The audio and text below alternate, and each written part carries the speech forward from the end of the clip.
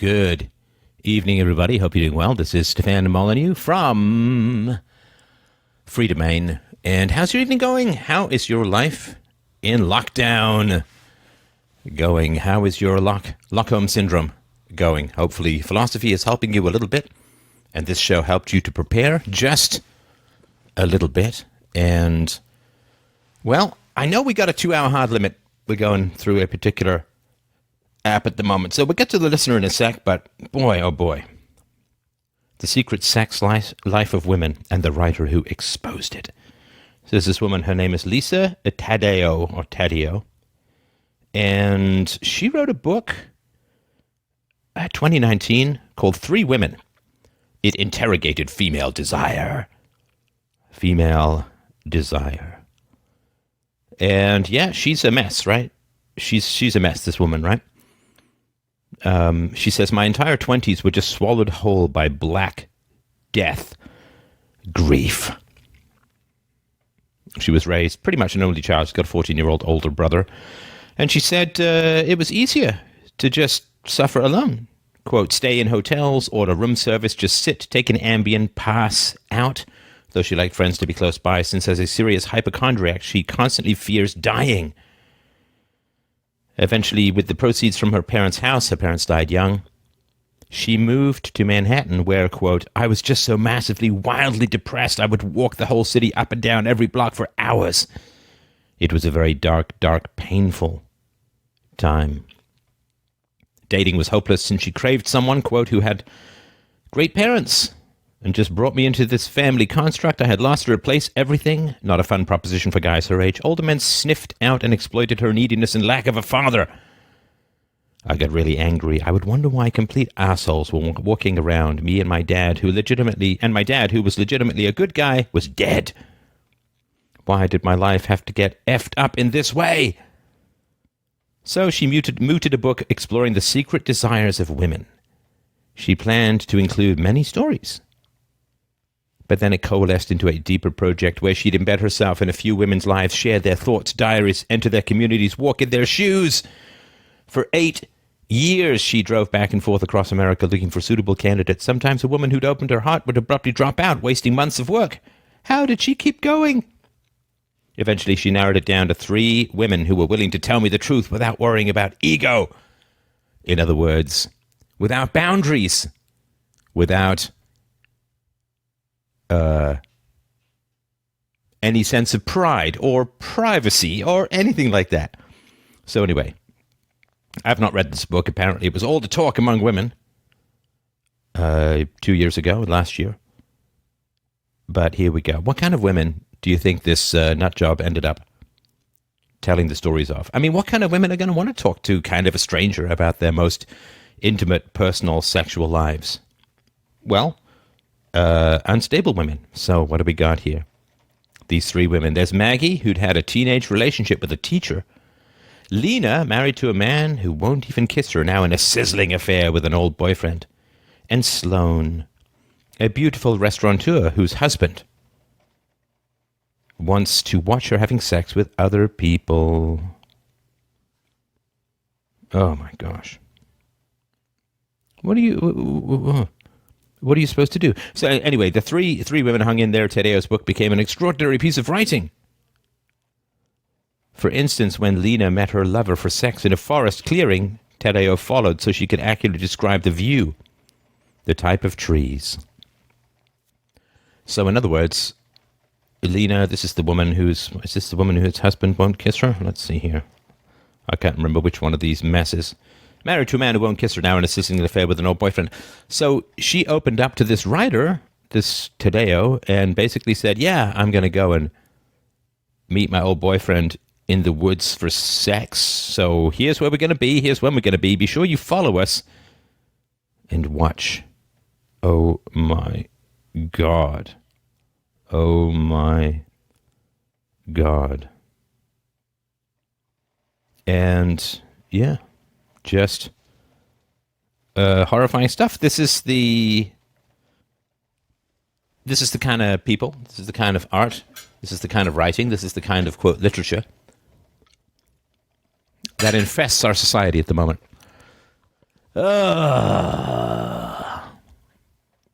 Just just horrifying. So anyway, I just wanted to sort of point that out. That ladies, please try and stay away from this kind of stuff. Gentlemen, it may not be a bad idea to ask a potential girlfriend if she's read this book and what she thinks. Yeah, that's totally normal. It's totally normal to have an affair and invite a writer to come to the woods and watch you have sex. My God, where are we as a culture? Well, it's Titanic with half an inch above the waterline and about to snap in two. Just wanted to mention that kind of stuff is just floating around the culture like mosquitoes around the corpse of what used to be. All right, so to get to the caller this evening, let's just see here. Jimmy James O. Von Bobbyhead, are you with me, brother? All right, so tonight our caller writes, "My name is Lewis. I'm 24 years old, and for my whole adult life, I've had cycles of anxiety which have manifested in relationship anxiety, work anxiety, insomnia, and various phantom or fake health issues for which there is no physical evidence. Most of the time, the anxiety is mild and manageable, and I'm generally a happy, positive person who enjoys his life. I have a wonderful girlfriend whom I've been seeing for 3 months, and we have long-term plans for marriage and having a family. My work pays pretty well and has decent future prospects, and overall, I'm happy with my life. However, every so often, I'll have a wave of major anxiety, which will make everyday life very difficult. And all I'll really be able to manage is the basics of going to work, exercising, etc. This will then go away again for months or even years, and I'll feel fine, before returning in another form for weeks or months, then once again going away. I'm going through one of these waves right now. In the past, I've always considered calling in, but haven't. Maybe because I'm scared on some level of what the conversation could uncover. Instead, I just tried to manage the symptoms until they went away. However, I've realized now this is holding my life back. Whenever I think of the big plans for my life, like having kids, owning a business, or getting a higher paying job, I know in the back of my mind that another wave of anxiety could come sooner or later and ruin my plans. I also don't think it's fair to my girlfriend or future kids to not deal with this issue, for obvious reasons. And the best way I can think of dealing with it is to call into Freedomain with an open mind, as I've listened to many call-in shows and I don't know of anyone who has been more successful in helping people get to the root causes of their issues. Thank you, Steph, for all the good work that you do." Well, thank you. That's very kind. I appreciate those words. Is there anything that you want? I'm sure there is, like stuff that you wanted to add to what you wrote. Yeah, it's basically basically just seems like this issue sort of is holding my life back in a way, because like there's lots of things that I want to do, like certifications that I want to get, more studying and that sort of thing, but it's just difficult when I'll have sort of one of these waves of anxiety, and it's kind of interferes with everything, like it makes it hard to to plan stuff out and do stuff and commit to stuff like that. So like I mean, in the last one, it was I had quite bad insomnia, and so that just kind of made everything pretty difficult. Right. I'm just going to ask one tiny favor. We all have our verbal tics. Do you know what your one is? The phrase that you overuse the most? What's that? I'm just going to ask you to temp back on that just a little bit, and I will work on my and right. So those are my verbal tics. So Now you said that, so it doesn't, like the anxiety you said is sometimes just not really there, other than maybe like a low grade end of civilization anxiety that I guess most of us are carrying. But you're saying that the sort of the deep pit, it bypasses you for years. Is that right? Sometimes. So like months or years, I can pretty much be fine. I can feel like I can kind of do anything, and I can No, do no, all you got to sorts- watch all those. sorts of I need you stuff. to focus, man. I need you to Oh, focus on those. sorry. I had like 3 or 4 right after I asked you to not. So Okay. I'm sorry. Okay. No, I hate sorry. to do it, but I just got to remind you Okay. because I can't edit all of those out, and it will drive the Yeah, yeah, audience completely sure. mad, as it drives me a little batty too. So because with the reason that you're throwing in the verbal tics, I mean, obviously you're nervous. This is not your job; it's mine. So I get all of that, but Yeah, yeah. yeah, just try and focus back on them Yeah, sure, and sure. all of that. So Yeah, so it does, yeah, go away for months or years, and I can do pretty much anything, and then for seemingly no reason, it'll just come back and kind of interferes with everything. right, well, it's the seemingly no reason, right? So do you remember the longest Seemingly. time that it was away? The anxiety. Um,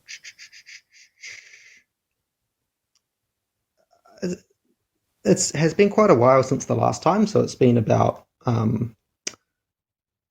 a good year or so. Okay, and I mean, obviously, you've thought about this, and you haven't noticed any particular patterns as to when it comes or goes. Not really. No, not really. I haven't noticed any particular pattern. It just seemingly random. Everything can be going perfectly fine, and that's what makes it quite annoying and quite frustrating. Is that it seems like everything will be going great, and I'll have lots of future plans and everything, and then I'll just get hit with it, and it kind of you know puts everything on hold, kind of. And how are you feeling at the moment? You sound quite distant from the conversation emotionally. Are you feeling really wound up and tense, or how is it going for you? Well, I'm just a bit nervous at the moment because I haven't called into anything like this before. Yeah, but you've listened to a bunch of these, right? Like So you know how this rolls, right? yeah, yeah.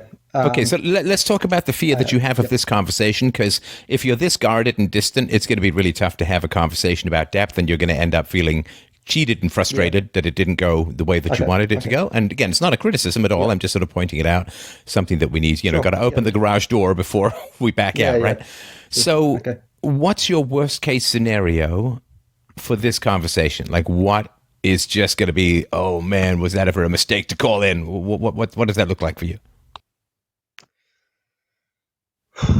Okay. Let me think. Because usually it's not succeeding at all, or it's succeeding way too well, where it's like, oh, I have the answer to my anxiety, but the answer is going to cause even more anxiety and be even more of a problem. Yeah, well, in terms of the anxiety, I guess it sort of started when I was about 17, and the root cause of it uh, pretty much has been um, it's been a fear of of Okay, because dude, you are when I was killing me with this sorry, conversational style of, well, but yeah, sorry, it's, and I'm really, again, I hate to nag you, but if we're going to have this convo, you got to lean into it, man. You got to just grab that mic with both hands okay, and just lean into it. Because if you're this distant from, yeah, okay, we simply can't have okay, the convo, okay, right? Because it's just, okay, okay, you've okay, committed to not having the convo. okay, So just understand, there's a part okay, of you that, I sorry, mean, the part of you that doesn't want to have the convo is kind of strangling you in the conversation, if that makes sense. So just be aware of that and put that to yep, one yep, side yep, and just sure, dive in. okay. So when I was growing up, we had a lot of sort of financial instability, and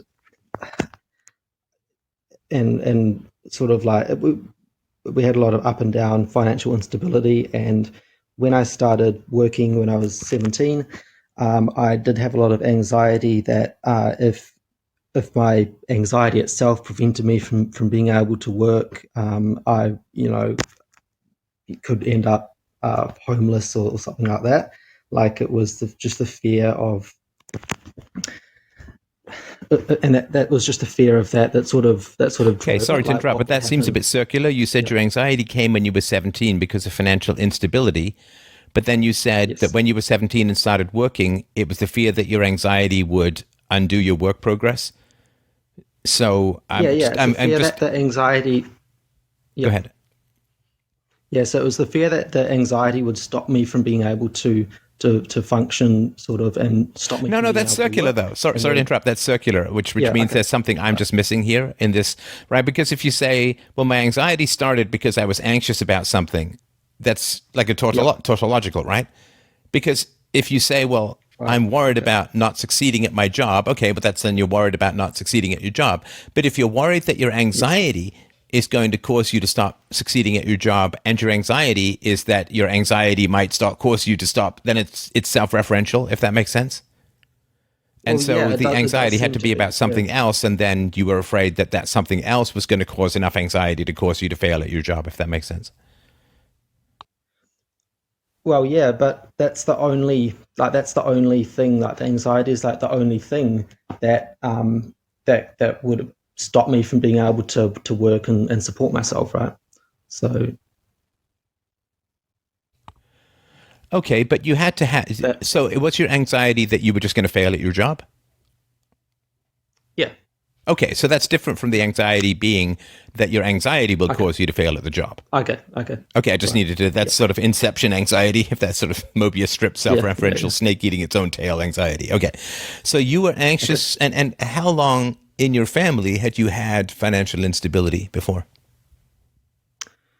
Well, it had been pretty much on and off for my whole life. So my dad made good money, but they weren't good at managing the money, and so there'd be periods of having plenty of money, then there'd be periods of not having any money and it being quite stressful and having a lot of debt and all that sort of thing. And so that was kind of quite stressful, although my parents, they always sort of managed to sort of just sort of pull through. It was quite stressful. And so then when I So, do you have a I started, thesis? I'm just going to start interrupting you every time you say now. yeah, I'm sure, afraid I'm just going to have to trade you yeah, out of it. okay, So, do you have a okay, thesis as to why your parents were in and out of the money? Like, that's an old song. "Oh, I'm going to love you like nobody's love you, come rain or come shine." And there's a line in the song where they yeah. say, days may be cloudy or sunny. We're in or we're out of the money. Just like the tide comes in, tide goes out, and money comes and goes. Do you have any theories as to why your parents were so bad with money? Because money's coming in, you should save some, right? You should invest some. You should hang on to it so Yeah. that you don't end up with the Yeah. feast or famine thing. So yeah, so he made good money, and basically it wasn't like a regular paycheck, like every you get paid every fortnight or every month. It was more that he would have like contracts, and he would get paid maybe a huge chunk of money, and then not get anything for 6 months, kind of like that. So he would have a lot of money, but he wouldn't just save it for No, the I get six that. months. I He get wouldn't that. do So, it. but that Yeah, yeah, doesn't yeah, have anything yeah. to do as to why you'd be out of money, because if he knows it's feast or I famine, know. right? Then he's going to put Yes. money aside Yes. and spend wisely and save and hang on to his money and all that, Yes. right? So it has to be something else that would cause them to be so bad with hanging on to cash. Yeah, I'm not 100% sure. Do you want to know what it was? Yes, I do. Okay, so a lot of people are very anxious around success. This is one of the reasons why so few people succeed. Is people start to do Right. well, they start to make money, and they get anxious about doing well. In other words, if they break through the ceiling of their own parents' success, if they do a lot better than their parents, their family, their extended family, the kids they grew up with, the whoever, right, the social circle they started in, then what happens is they start to get this high altitude sickness, right? I mean, basically, we are our own oxygen. Like, if we start to do well, we start to become successful, Yes. then we should be able to carry our own oxygen up the mountain, so to speak. It'd be fine. But for a lot of people, Right. they get this high altitude sickness. They get, oh man, I can't breathe up here. I can't breathe. It's too stressful. And then what happens is they feel they need to descend back down to base camp so they can get their oxygen. And you see this with people who quit drinking. They get anxious because they're doing much better than their alcoholic friends, and then they're like, oh, I gotta have another drink, right? Just one, right? And then they just fall off the wagon. They tumble right back down. So making your home in high altitude is pretty tough. There's one reason Yeah, why. it does make sense. Yep. Yeah, there's one reason why, like famous actors and musicians, they have all these agents and all these people around them who coach them through the problems of doing well, right? I mean, look at Justin Bieber, look at Billie Eilish, and also all a big mess, right? I mean, Billie Eilish wore all this baggy clothing for a long time. Now she's 19 and she's just got, tits out brigade going on like the prow of a battleship coming off a bed, right? And so to survive success is very hard because we're not really designed to vastly outstrip our origins, because for most of human history, you were either born into wealth and power, like you were a king or a prince or a viscount or something, or what happened was you did well, educationally speaking, like you'd become a monk or a priest, but then you took a vow of poverty, so you never became that wealthy. And so we're not designed to break out of our origin story. Now we've got a free market, at least some of it, a meritocracy, at least some of it. And so now the possibility exists to break out of our origin story. But it's tough. A lot of people climb up, get dizzy, and then just jump down again. They do well, and then they start to feel, oh man, I'm doing well. That's bad, man. I mean, I can't be proud of it to my friends because they'll get resentful. I can't really talk about it with my family. So they end up sealed off by their own success. And then what happens is they're like, okay, well, if I just get rid of all of this stuff, it's all unconscious, right? I get rid of all of this stuff, then I can just go back to where I started and still have good topics of conversation, which is why the people who win the lottery often become very lonely and blow the money. And it's just their way of going back to where they started and feel like they still have things in common with a lot of the losers that they began life around. So, yeah, you said that makes sense, but go ahead. Yeah, I'd just like to add as well that the anxiety seems to run mostly on my dad's side as well. So my dad was prone to anxiety, and also his dad as well. So they didn't cope with it too well, but they also had that anxiety that I sort of see in myself as well. So, yeah, prone to anxiety, it doesn't. Yeah. I just want to make sure you don't think that that's some sort of baseline thing or genetic thing or something like that, because I don't think that's what I don't know, and that's why I was calling in. Well, did your father come from a poor background? Not really. It was sort of a middle class background. His dad, I don't know the details about it, but his dad had some kind of mental breakdown, and he ended up in a mental hospital, and they gave him electroshock therapy and all that stuff that they did back then. And yeah, he was never the same after that. Well, so no, that stuff really literally fries your brain, right? Oh yeah, it's pretty. And you don't know what the history was with all. I'm not very close with my dad, so I don't really know the deep history there. Are you close to your dad? And then no, not really. And what's the story with that?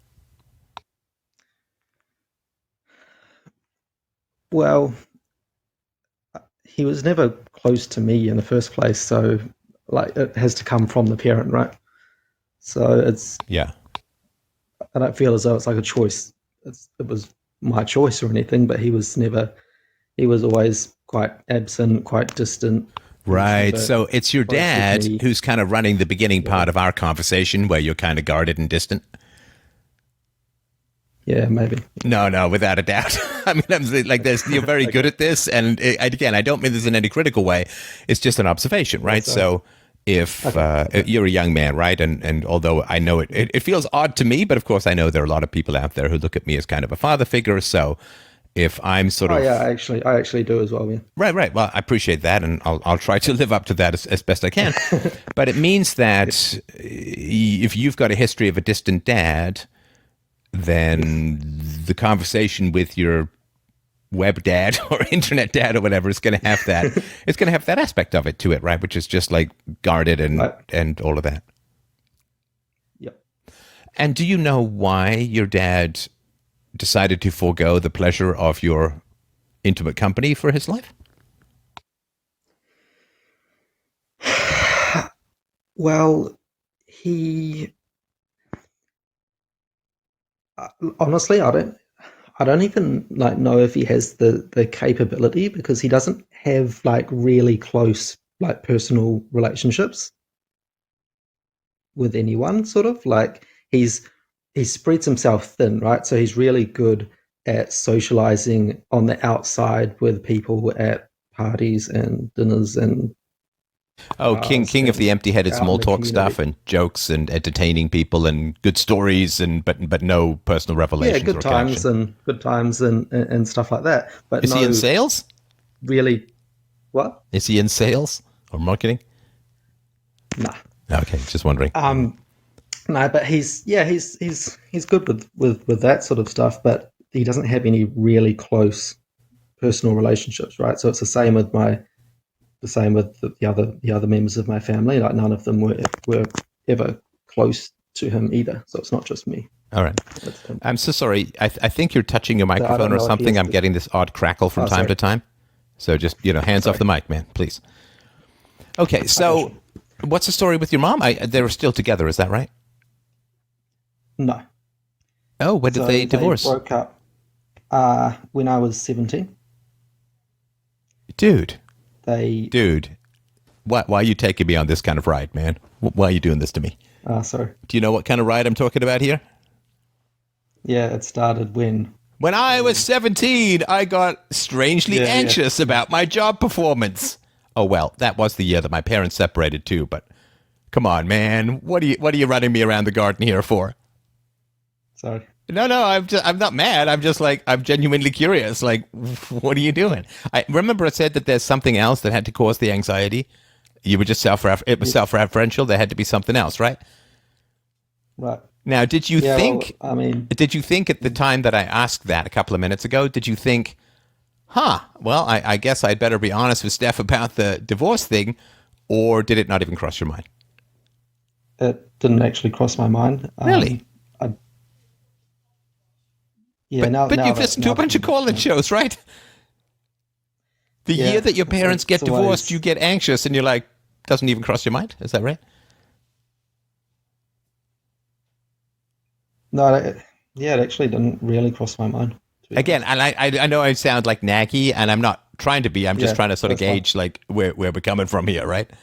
So how long had their marriage been bad, and who initiated the divorce, and what happened? Yeah, so my mum initiated the divorce. My dad seemed like he would be fine to just continue on with things how they were forever. But yeah, at the time where they eventually broke up, or she eventually said that she was leaving him, there wasn't really any relationship left anyway. So it's kind of like gradually over time, just, you know, um, yeah, so there wasn't really any relationship left at that point anyway, and it wasn't really a surprise that they were going to be breaking up. And yeah, that's what happened. So And sorry, I just want to make sure I understand. So there was just this general drift apart, like they just had less and less conversation, less and less time together, that kind of thing.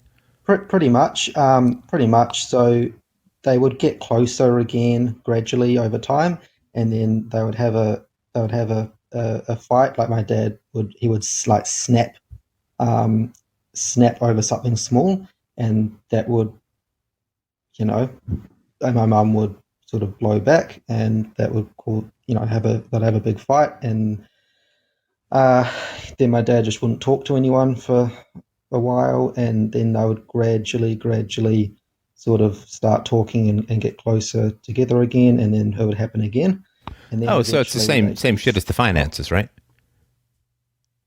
yeah. Right. Yeah. Finances get better, and then they crater, and then they get better, and then they crater. And then it's the same gradually thing with the better, and closeness, then they right? I mean, crater. that things would get better, then he'd, and would he? And the same thing with my anxiety, I guess, right? Well, Things would get better, yeah. and then I'm gonna be really skeptical crash. about your self pronouncements about your anxiety at the moment, if that makes sense. Just because I did happen to accidentally come across the cause of it when you were 17. So let's hold off on your insights about your anxiety, if you don't mind, and we'll get there. But I'm gonna have to clearly do a bit of a wider sweep and scan of your history to get the circumstances. So, Yeah, sure. do you have siblings? Yes. Okay. And where are you in the birth order? I'm the oldest, so I have one sister that's younger. Okay, I got it. Now, was your father somebody who was tense a lot, and you didn't know when he would, and you kind of got the sense like, okay, I'm walking across a minefield, it could go off? Or was he the kind of guy who was relaxed, but then would slowly get tense over time and then blow up? Or was he relaxed, but then it would blow up out of nowhere? Or what was the level of his? No, it could just be out of nowhere. Yeah. Right. Okay. So he was generally kind of relaxed and gregarious, and it sounds like a good conversationalist. And then boom, like just you say out of nowhere, then he'd just blow up about something. Oh yeah, it could just blow up about just some little thing. Can you remember an example? I mean, how little are we talking? Let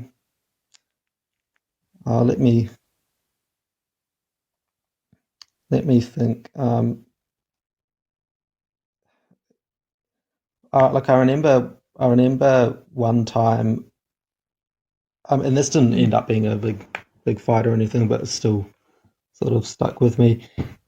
We're on a boat, and I asked him, we were talking, and I asked him, "Oh, is that the whatever island over there?" So I pointed to an island over there, and he just snapped at me like, "Oh, what do you think?" Like it was just like really vicious, and I was just like really kind of humiliating, I guess. Oh, so do you experience anything similar? If I'm kind of nagging you a little bit over the course of this conversation, does it seem similar or not the same? Or not so much, because I know that you're just trying to help, and you're trying to get to the cause of it, and like sort of dig the truth out. So I understand that. Yeah, and I'm not critical. I just want to make sure we connect over the course of this conversation. Yeah, that's fine. Yeah. It's a little bit like trying to get a squirrel to feed out of your hand, but we'll get there. We will absolutely get there. I promise you. Just trust me in the process, and we'll get there. Okay. Sorry, is there something else that you wanted to mention at the moment? I got more questions, but I don't want to interrupt. So it could just be some things like that would happen, and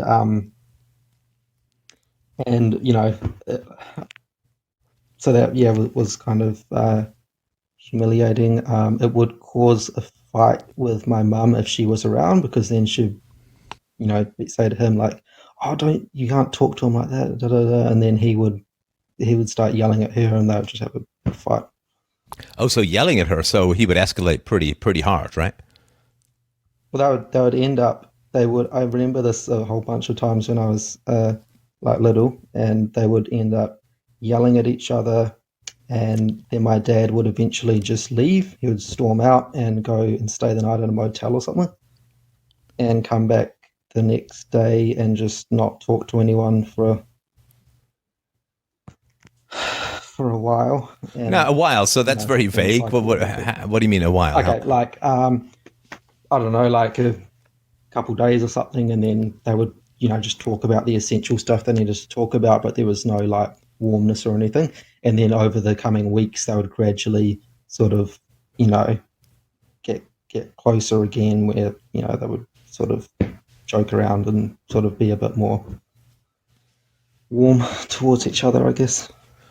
And then, then it was just... And was there any kind of rhythm to the stuff? Are we talking a 3-month cycle, 6 month, 1 month, 1 week, 1 year? Like as far as like explosions, and then... There was good parts and good cycles and bad cycles. Yes, I know. That's why I'm calling it a cycle. I'm just I'm just curious what the rhythm was here.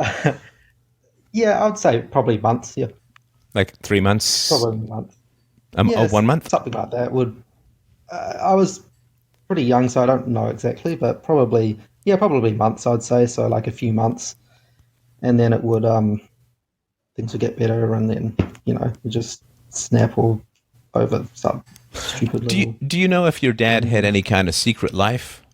Because that kind of blow up to me often is associated with, obviously not perfectly, but it's often associated with like a secret life, like an affair or gambling debts, or like I said this in a show I published on Locals the other day, that I had a friend who he got fired from his job because he was working on a book over lunch and found it easier to write while he was drinking, and he basically would get drunk and show up to work in the afternoon. He ended up getting fired. He didn't tell his wife, and he'd just like pretend to go to work and then just come back home for the day. Yep, but he yep. took money out of their retirement plan to pretend he had a paycheck. They had separate accounts or whatever.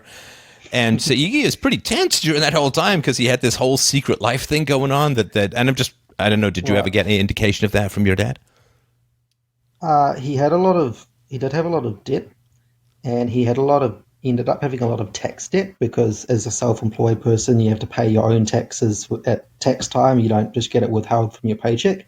So what ended up happening is he would go way in debt to the Internal Revenue Department. Oh yeah, so he did the entrepreneur thing where it's like, wow, look at all the money I have. I've got so much spend money. all the I can, money. and then like the tax bill comes and it's like, oh dear. No, Spend all the always look money that. and then Yeah, go ahead. yeah. But one time, like it's all resolved now. Like there's nothing sort of outstanding now. But he did almost go to prison one time because the IRD got to the point where they basically said, okay, you either have to pay us like 20 grand right now or we're sending you to prison because he delayed it so much. Did he not have, I mean, this may be a technical question. You don't have to answer anything, but I mean, I always say to entrepreneurs, man, just get a good accountant, right? And make sure that you pay your taxes, right? Yeah. Yeah, he didn't have an accountant. But this is the thing that was so stupid is that all of the fines and all of the stuff that he paid and like tax fines and stuff like that probably wasn't that much different to what he could have like written off if he'd actually like had a proper accountant, and he could have like written off all of his business expenses and got a tax refunds for this and that. Oh yeah, listen, So yeah, probably- you get an accountant and a good accountant because you don't want to be doing your own taxes, especially if you're incorporated or you're an entrepreneur with this kind of stuff, an LLC or something. It's ridiculously complicated. You don't know what right or wrong, and the rules are always changing. And every time you're doing your taxes, you're not doing your business. So of course you outsource it to someone else. In the same way, it's like you don't figure out how to scrape your own gums with that weird scratcher they have at the dentist. You go to a dentist or a dental hygienist and have them do it for you, right? So yeah, okay. Yeah, That's just a general bit of I'm just advice out employed. there. Yeah, I'm just employed normally, and I just go to a tax agent just because they know everything. And if anything goes wrong, then you can just point to them, right? Right. I mean, way back in the day, I used to be able to get programs and do it, and I used to do my taxes back in the 80s and 90s that way. But yeah, the moment things got complicated, especially if you're deducting stuff and all, you get a good accountant who knows what he's doing. I don't. Okay. So why do you think your dad didn't? I mean, this must have been suggested by your mom or you or someone, right? So why do you think your dad didn't get an accountant? I'm not too sure. I don't know if there's anything else. Like, could be stuff that even I don't know about, or even maybe my mum might not know about to this day. But maybe there was other stuff that I didn't know about. But he was kind of a bit secretive, like in that way. Like he didn't want anyone to know about his finances, and even he didn't want people to know to be able to reach him at any time. Like he always refused to like just carry a mobile phone or whatever. Like he would refuse to have one, or when he did have one, he'd always have it turned off. Well, but that's pretty common with people at any time, right? That's pretty common with people who don't pay their bills, though. I remember way back, way back in the day. So can I just ask you for a quick favor in this convo? I hate to be a nag. There's something that's just driving me crazy. I keep talking, and then you keep talking over me. Sorry. Okay. And I know I do that sometimes as well, but it seems like just about every time I open my mouth, you start talking right in the middle of my sentence.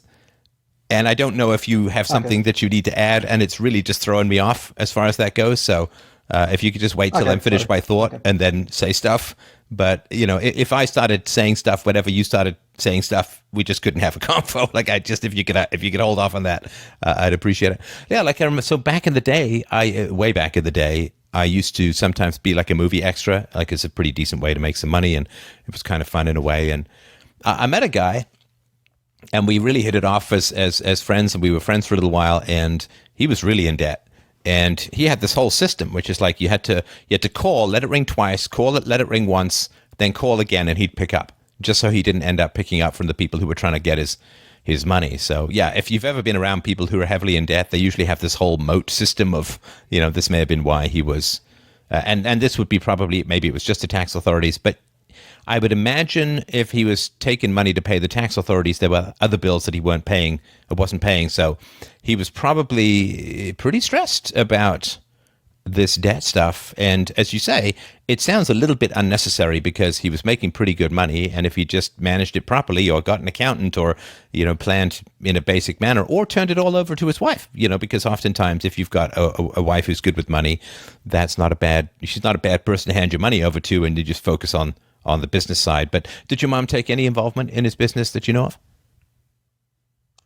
Not really. She did help him with, some sort of filing and management and paperwork and stuff from time to time, but generally not.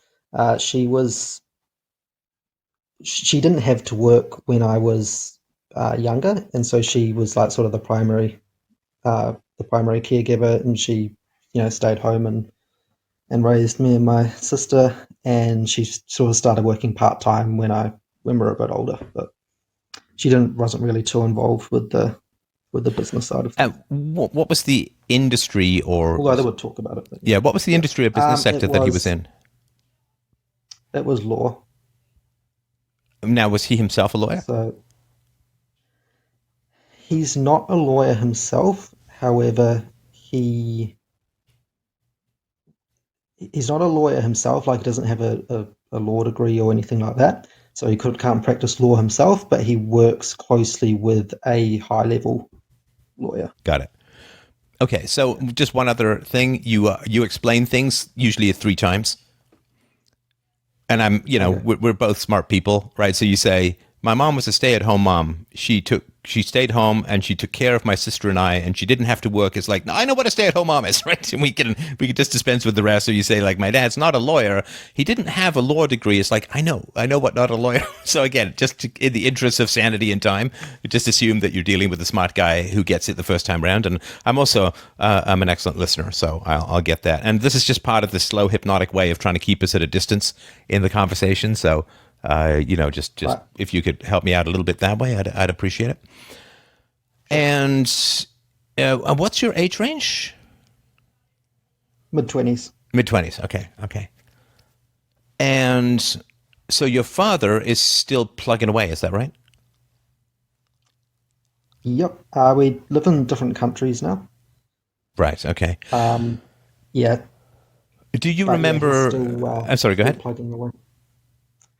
Yeah. He's also been diagnosed with leukemia now, so he probably doesn't have that long. Oh gosh, when did that happen? A few years ago, I'd say. But he's got a new partner now as well. So yeah, so she's taking care of him as well. Wow.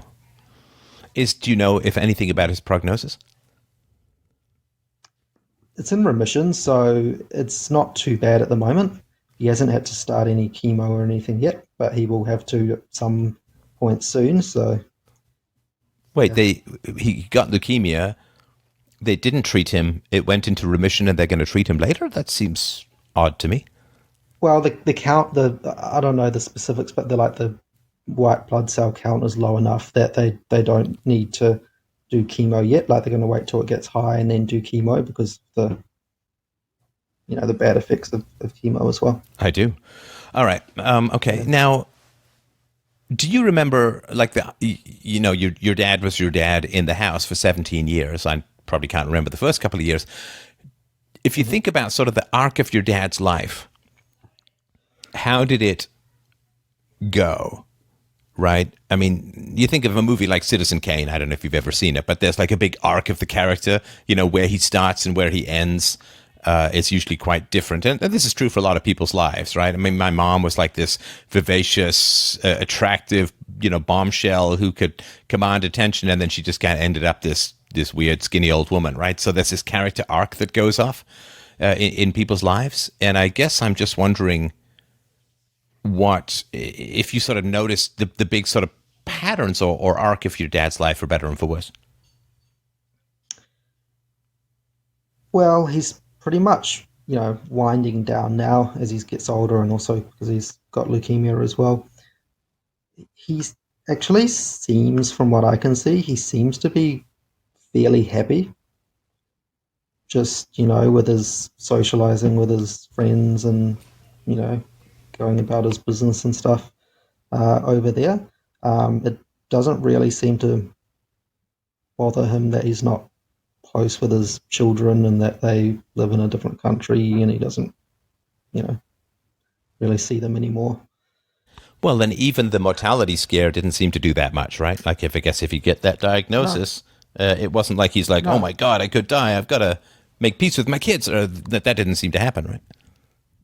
no, it didn't. And, or actually, because I have been back to see him a couple times or a few times since he got diagnosed, and I did think, oh, maybe he'd have like you know a moment, since he's been diagnosed with a terminal illness, so he might realize what's important or something like that. But no, he did snap again at me over some stupid thing the last time I was there, and I just haven't been back since. Have no interest in going back anymore now. I'm really sorry about that. I really am. It's so fundamentally and horrifyingly sad. I really am. I'm very sorry about that. I mean, there's a lot of, wisdom that you could get from your dad, and hopefully some good things and as well. And it's such a desperate shame that that's not available. And I'm just really really sorry. I mean, as a father myself, Thanks. it's a really really sad and silly and kind of pitiful state of affairs. Not anything to do with you or what you've done wrong. I don't think you've done anything wrong, but it's sad, these kinds of decisions. So what happened after your parents separate, and how did you end up living in different countries? So when I was 17, after they separated, we lived in the country. We had to move to a city in order to be able to like get jobs and stuff like that because we lived in the country where there was not much opportunity. We decided to move to Australia from New Zealand, where we had some other family, like some extended family living there. And yeah, so we moved over there when I was 17, and my family, like my sister and my mum and me, have sort of all been together here in Australia since then. And did your dad stay in New Zealand? Yep, he stayed in New Zealand, and this is the thing: is that he has never bothered to come over and see us. Like I went back to see him a few times, as I mentioned, and he never bothered to come over at all. Even Wow. actually, And he it's actually moved. short. I've done that flight, right? I mean, it's a short flight. It's 3 hours, yeah. Yeah, it's easier to get from And no, Australia no, to New Zealand than to get yeah, from the middle of Canada to either end. Okay. yeah. Wow. And here's the other thing: is that which was kind of like pretty sad. We all thought is that he actually did go on holiday to Australia, to a different part of Australia, a couple of years back, but didn't bother to come and see us. Wow. Like he went to a different state in Australia. I guess it's kind of like my dad too. Like, I mean, my dad, I believe he died in hospital last year. So usually when you die in hospital, you've got some warning. It's not like you get hit by a bus or something. And yeah, there was never any reach out, never any connection, never anything like that. No. And okay, so what's your mom's story about your dad? Have you ever talked to her and said like, what's the deal with dad? Yeah, I have. So she pretty much didn't didn't have any interest in having kids until she was in her till she kind of hit 30 or early 30s, and then she, I guess, suddenly got like the baby rabies or whatever happens at that age when you hadn't thought about it, and then suddenly you you get the urge, or you really want to have children. And because she hadn't sort of planned for it beforehand, she basically grabbed onto the first sort of half decent sort of looking guy in order to to have a family, so it was quite rushed. And I think I was born like only maybe a year or less after they got together.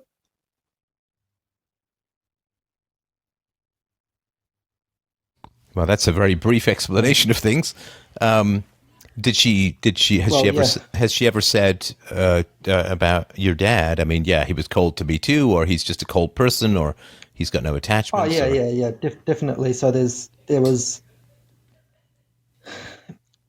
she did realize quite early on, but she just continued anyway with it. And yeah, for the kids kind of thing. they yeah, yeah. So like when we were growing up, when I was little, she wanted to be with us sort of more than anything. She didn't want to have to go out and get a full time job and put us in daycare and after school care. So she just stuck with him for that reason, which I am glad about because I'm really glad I didn't have to get put in daycare or after school care because I saw that happen with other kids and yeah, it seemed pretty bad.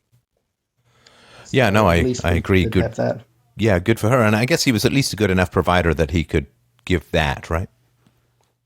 Oh yeah, so we did for the most part. Like my childhood was quite happy. We had a lot of fun and did a lot of things, especially with my mum. Like she would just take us and go on trips and do things during the day. And he would for a lot of the time while I was little, they didn't even live in the same house. So we lived in the country Oh, he and worked in the city. he worked in the city. Yeah, I Yeah, was going to and ask he just about stayed that. there Like for you the living whole in the week. country, but he helps lawyers. Not a lot of lawyers in the country, right? So okay.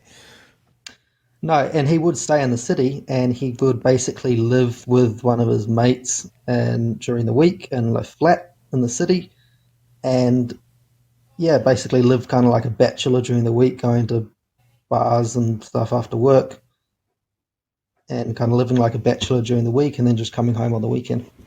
Oh, interesting. How So much he like a kind of he bachelor? kind Hang of on. lived. How much like a bachelor do you think he lived? I don't believe he had any affair, because he wasn't. He just wasn't like.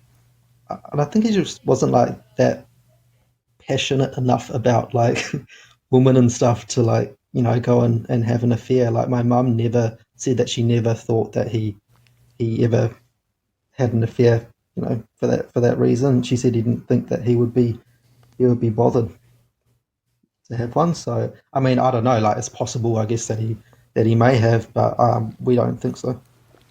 Well, I mean, it would be entirely theoretical. We got no evidence either way, other than and your mum, I'm sure, has said that your mum said that she didn't think he did. So we could take that at No, face there's no value. evidence whatsoever. She Yeah. said that he did have an affair. So Right. Right. yeah, but Okay. he would just want to hang out with his friends and just hang out with people in a sort of very surface level socialization.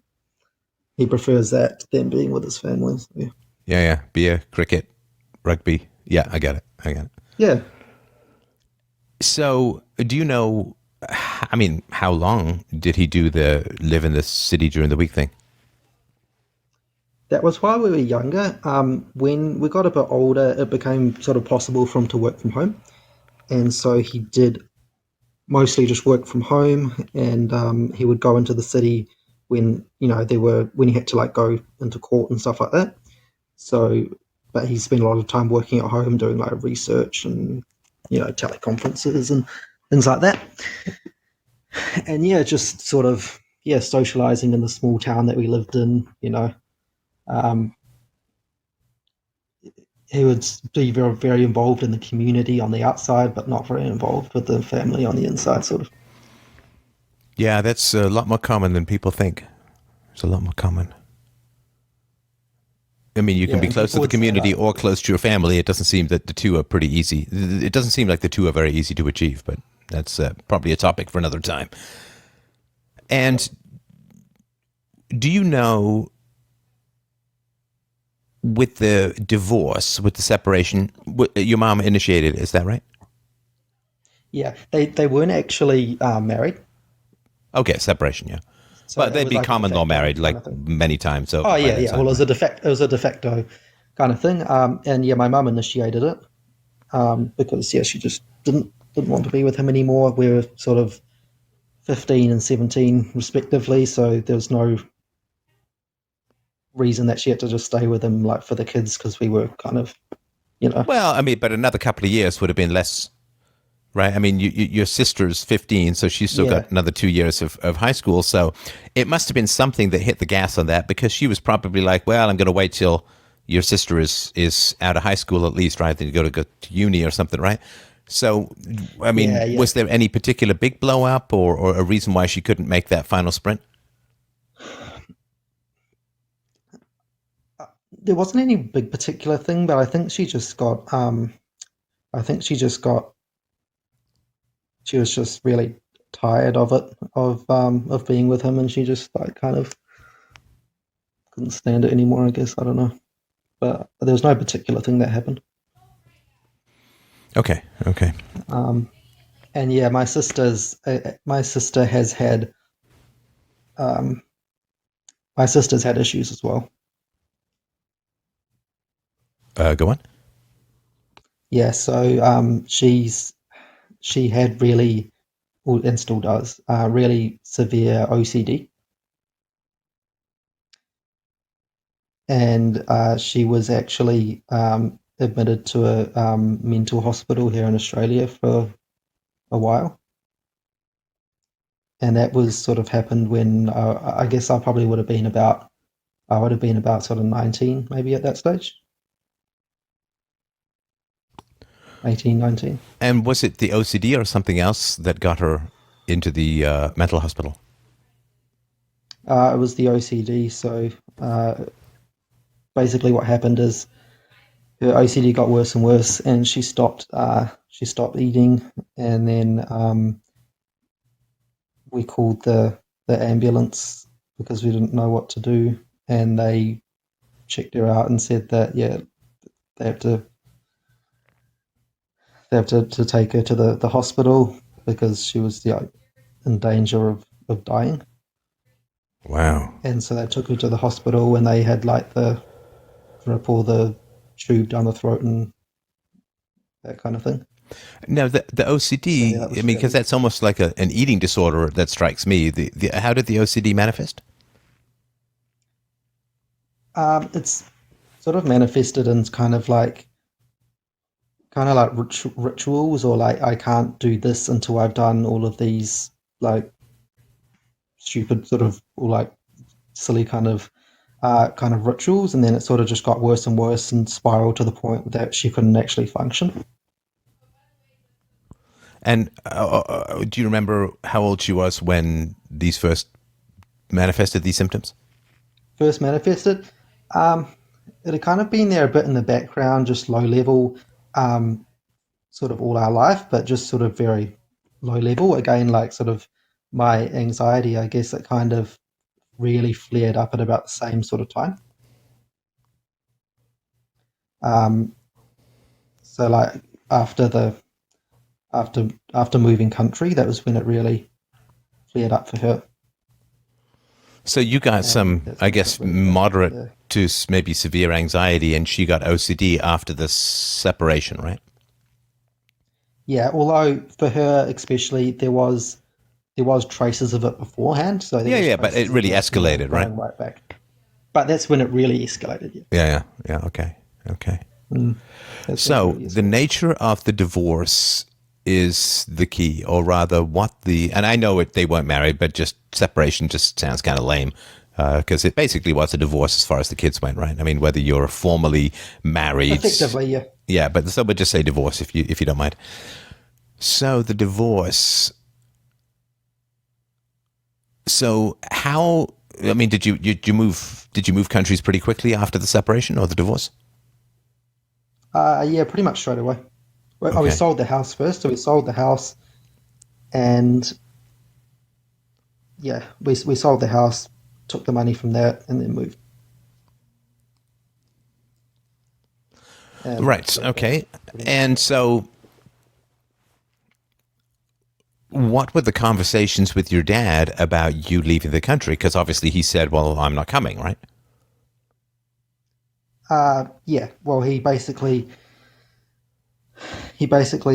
said, okay, well, I'm going to go and move in with my sister until, whatever. We went and moved in with her for a while. And he actually,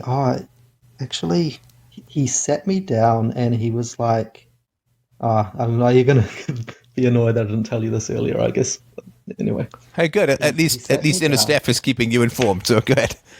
Yeah, no, I just think so. So he was kind of really sort of nice and friendly, sort of all the way up to leaving. Like he was just sort of quite mild and sort of just like, oh well, at least you're going to have good opportunities in the big city and everything like that. It's probably for the best or whatever. And then he sat me down sort of right before we left, and he was like, oh, you think you're going to just go over there and you're just going to walk into a job? Well, you won't, blah, blah, blah. And he's like giving me this advice and basically kind of like, yeah, but he was really quite aggressive, like saying like, you'd think you're just going to go over there and you're just going to walk into a job and things like that. Well, it's not going to happen and stuff like this. And wait, that's not advice. That's a goddamn curse. That's like a voodoo spell of disaster, isn't it? Yeah, and it was. I kind of that's sabotage. That's not advice. Where's this coming from? Yeah, and but the thing is that exact thing did actually happen. So when I did move to Australia, and after a few months of settling in, I did look for a job, and I did get the first job that I applied for. Yeah, of course you did, because you're a smart guy. So that exact thing. Okay, so what? Like, you won't just walk into a job, and that's exactly what happens. So. Right. So you say that you have anxiety about your job performance without telling me that your dad cursed you to unemployment, right? Yeah, that's what I said. No, that's fine. That's fine. So what was he doing? What was his motive? That I would out succeed him. Maybe. Anything else? Not 100% sure.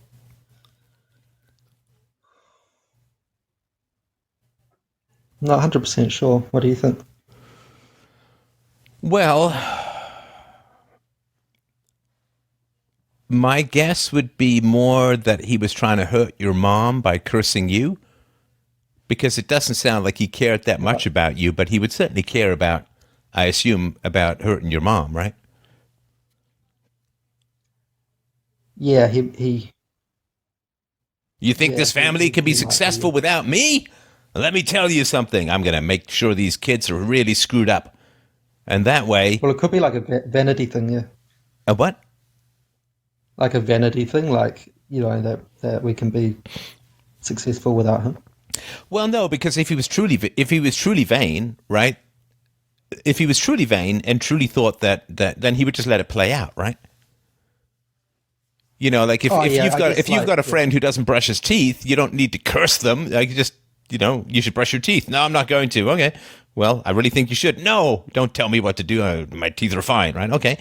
And then you just let it play out, right? So your dad, by stepping in to actively sabotage the kids, and who knows what he said to your mom. He probably said to your mom, you're never going to find another guy like me. You're over the hill. You're past your prime. You've lost your spark, your appeal, whatever. Right? He probably cursed her into solitude. Maybe that's how it played out. Maybe she's with someone again. But and then God knows what unbelievable things he said to your sister to trigger all this OCD escalation. Right? Yeah. Do you know what he said to your sister? I'm not sure. I'm not actually sure what he said at the time of leaving.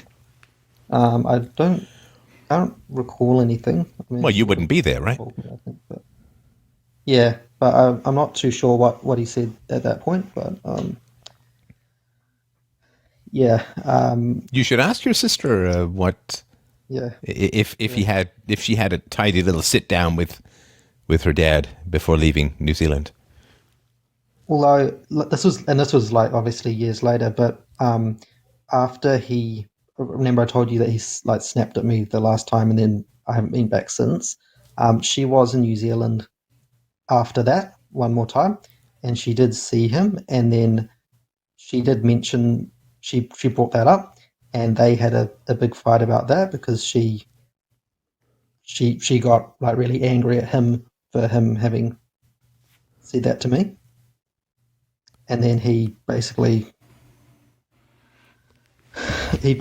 said, well, if you guys can't handle it, then you can get effed, you know.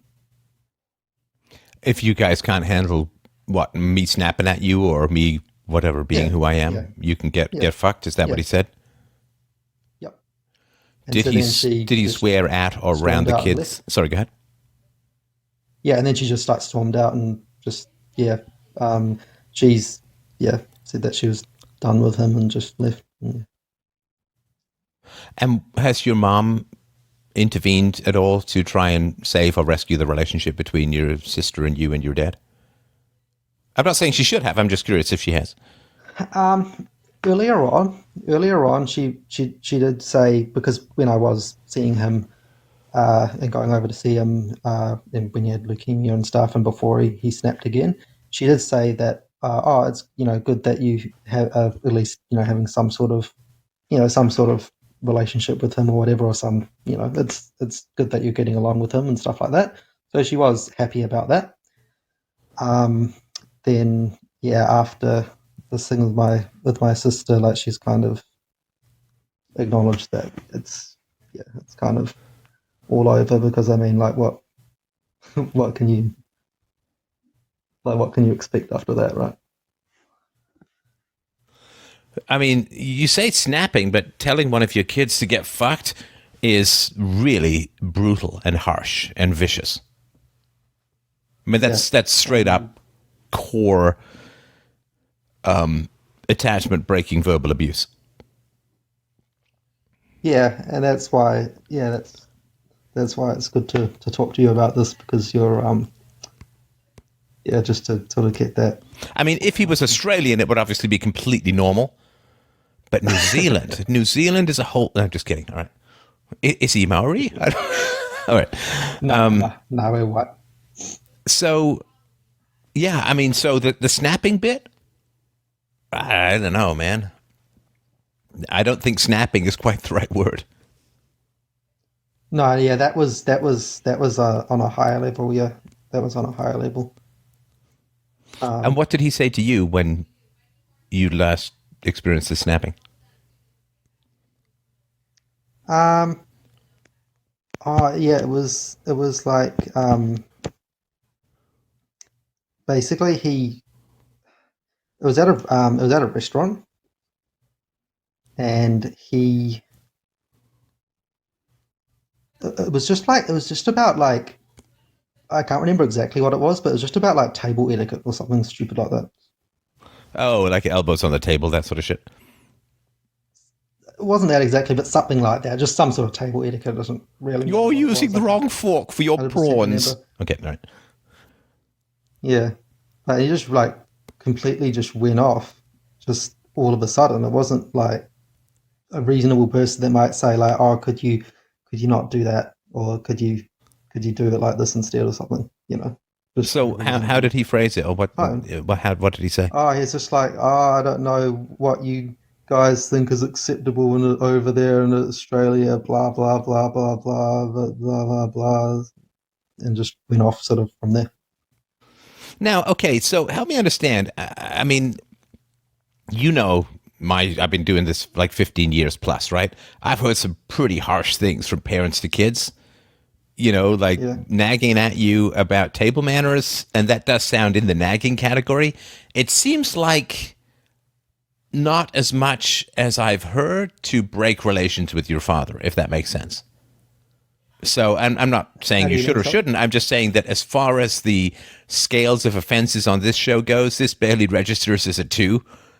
And so no criticism or anything. I'm just sort of trying to sort of flesh out why it would be so different for you as opposed to others, or whether there's something else or some other provocation that is occurring.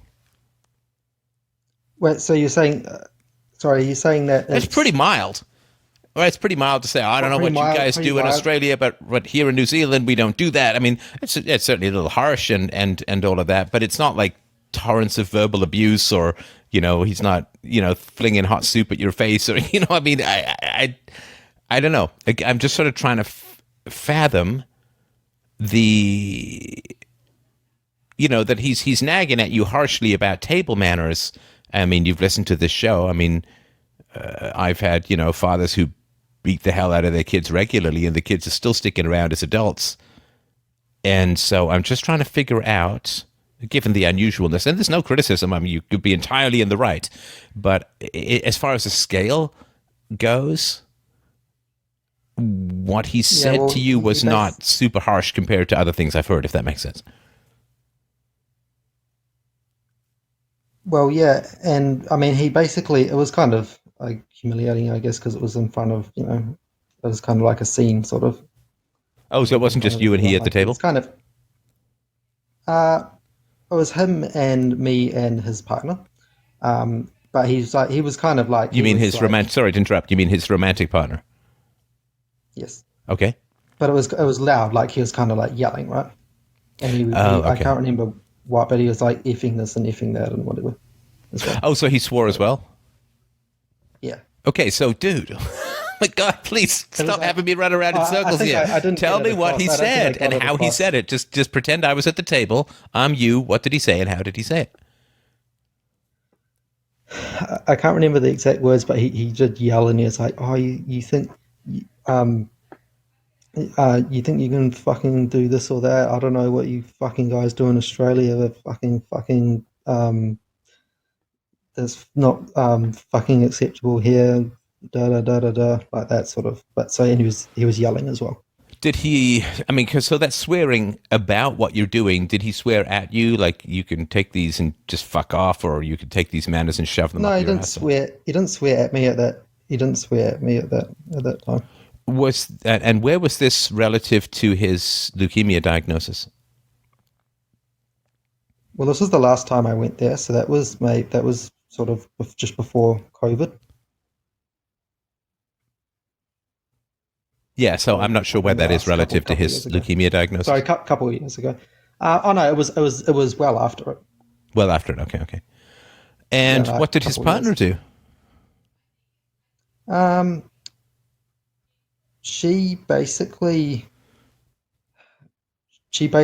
was like, because he didn't apologize or anything afterwards, right?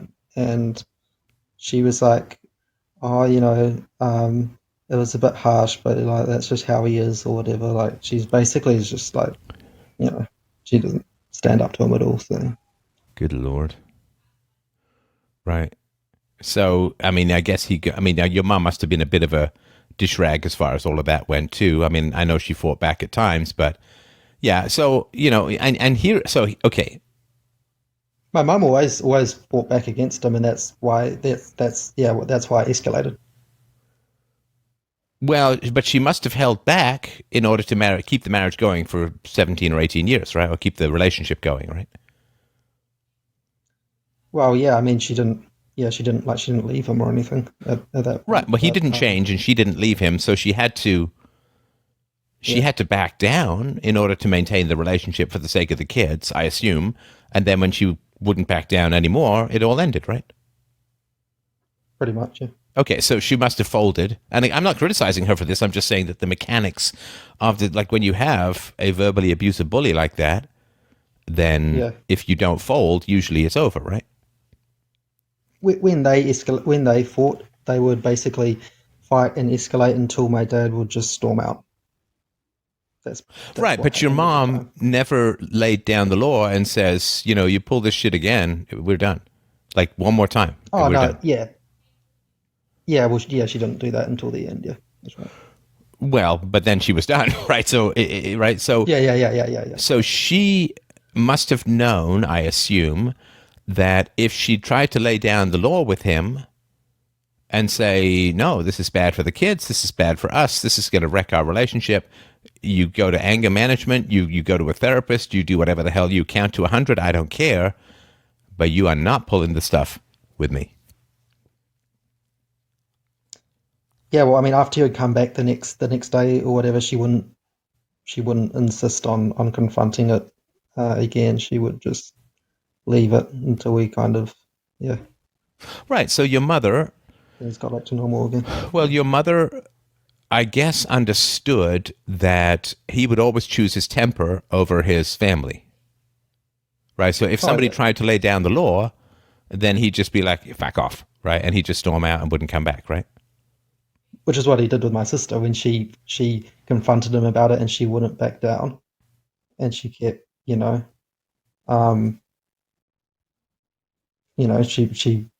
she kept on at it, and that's when he's like, oh, if you can't handle it, you guys can all f off or get effed or whatever. Right. Right. So yeah, I mean that's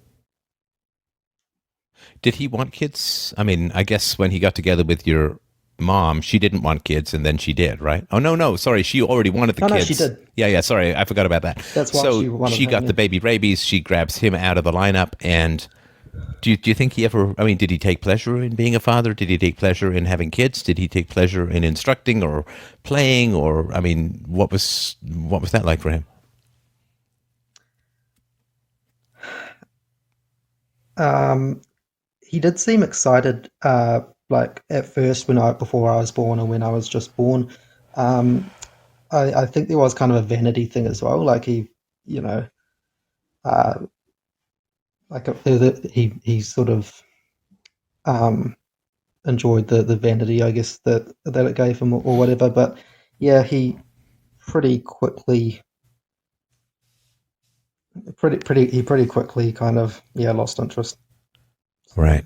Now, did you ever see him escalate his temper against anyone in authority or strangers or waiters? Like, did he yell at people outside the family? Did he tell people to fuck off or whatever, or fucking this or fucking that? Oh yeah, but not people not people that would be in high positions of power, right? So it's like he could really be an asshole, like for example, at a shop, um, trying to get some product and they didn't have it in stock or whatever, and he'd like yell and make a scene and make like the girl the cashier girl cry or whatever. Oh my God.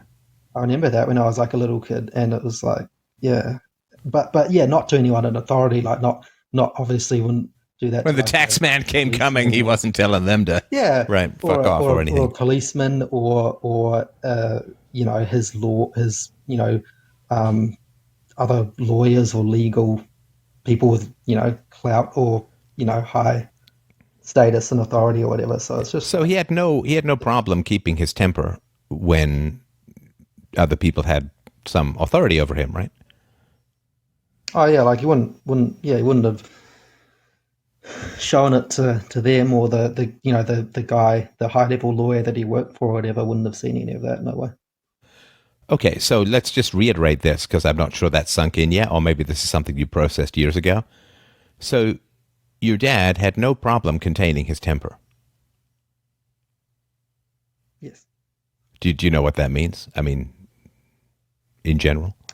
Yeah. It means that he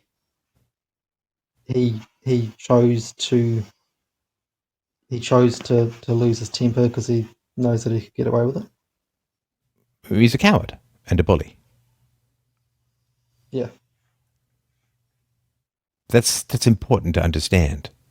Because people say, oh, my father had a bad temper, or my father was ill-tempered, or he blew up, and it's like, none of that's true. None of that's true. If he had a bad temper, then the bad temper is like a demon that possesses him against his will. And then you can at least fault someone. It's almost like epilepsy, like they just have a bad temper. And it's like, but he could be sweet as sugar, right? And even when facing, I'm sure, in his job and all of that, a court, right, if the judge would rule against his suggestion or the case would go badly, I mean, I'm sure he'd be all, well, please and thank you and all of that, and fine with the judge or the lawyers or his customers or whatever. He was probably sweet as sugar and reasonable and mature, or at least to some degree. But Oh yeah.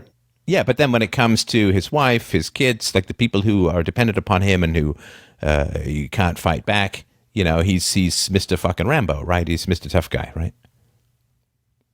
yeah, or again, like low level cashiers or people that don't have any authority and can't, He made a they can't cashier do anything cry. as well, right? I've never seen that in my life, man. I've seen some pretty bad behavior, and I worked retail for a number of years. I worked in a shelving store. I worked in a couple of hardware stores, and so on. Right, and we had some jerky customers, to put it mildly. But I mean, really, made a cashier cry. Yeah, and What? look, I've seen it like in yeah. Go ahead. Oh, sorry. I'm just was going to say like I've seen it happen in through work and like fast food and stuff like that. Where there's been arsehole customers. But yeah, I mean, yeah, basically just yell and make a scene and stuff, and yeah, basically, yeah, I think at least one time he made What would he someone say cry, to I the believe, and it cashier? was Sorry to pretty interrupt. little. What would he say to the cashier? Um, Honestly, I can't actually remember. I was pretty young at the time. Like it was, he took me somewhere to some shop. I was pretty young at the time, so I can't remember. I can't remember what he said, but I just remember him just yelling at them. Wow. Yeah, that is such an abuse of power, right? Oh yeah, And then, of course, he puts himself in a position, right? This is the psychology of it as far as I'm concerned. So he bullies those weaker and dependent upon him. And then he puts himself in a situation where he is being bullied by the tax collectors and creditors, I assume, right? yeah, yeah. So the indebtedness, the not hiring the accountant, is specifically to put himself in a position where he's bullied and rejected and chased, right? It's the balance for his bullying. Oh, okay. So like he hits down, and then he's also got someone on top of him as well. Right, right, right. Yeah, Did he ever admit to having a bad temper, or it's a problem he needs to deal with, or he shouldn't do what he did, or anything like that? Oh yeah, like he would, like joke about like having, like how he has a Irish temper or whatever, like in a jokey way. But yeah, it's not it's not funny though. Oh, but he never really admitted he had a problem. He would just joke about No, it. like, there's like he didn't admit that he like had an actual like serious problem that he needs to deal with or anything. Did he view it as a virtue? In other words, I guess I just have too high a set of standards, and you just don't match up, and I guess I just get frustrated at the incompetence of people. And like, does he have it like as a Yeah, glory yeah. thing? Like this makes him a tough man, and he has high standards, and other people better measure up, or is it like that sergeant major stuff that goes on that people have about their own temper? Like somehow it's a virtue. Yeah, I guess it is kind of it is kind of like he has high standards, and like when he said to my sister like, oh, if you guys can't handle it, you can get F. That's kind of like, it kind of seems to me like, well, if we have a problem with measuring up to his standards, then we can F off. Right. And did That's you, what it as a kind of kid, felt did you like. feel that you did not measure up to his lofty standards? Um, well, he never really took any interest in anything that I was interested in, which was Well, that means you're not kind of measuring up to his lofty that was a bit standards, right? You're not yeah, interesting, yeah, yeah, yeah, right? yeah. Okay, yeah. He'd be interested in the things that he was interested in, um, not the things that I was interested in. So, like, if he was interested in something or he wanted to do something, then he would do it. And but he wouldn't actually make any effort to get involved or take any interest in anything that I was interested in. Like, if I, like you mentioned, like you play Among Us with your daughter and everything, and you kind of like get involved with the, things that she Oh yeah, she's interested teaching me in. how to And a animate, similar, and she yeah, liked Dungeons and Dragons, so we've been playing that off and on for years. And she likes Among Us, so I'll play a couple hours a week with her because I want to understand. And I mean, she's better at it than I am, so I enjoy watching her skill yeah. manifest, and her social skills and her leadership skills. So yeah, it's a great pleasure. Yeah, but with things like that, like if I had some game or whatever that I was interested in, like I would have loved for him to have just come and like played it with me Yeah. or whatever. But yeah, he never he never did. Like he wasn't interested. He just wanted to do the things that he wanted to do. So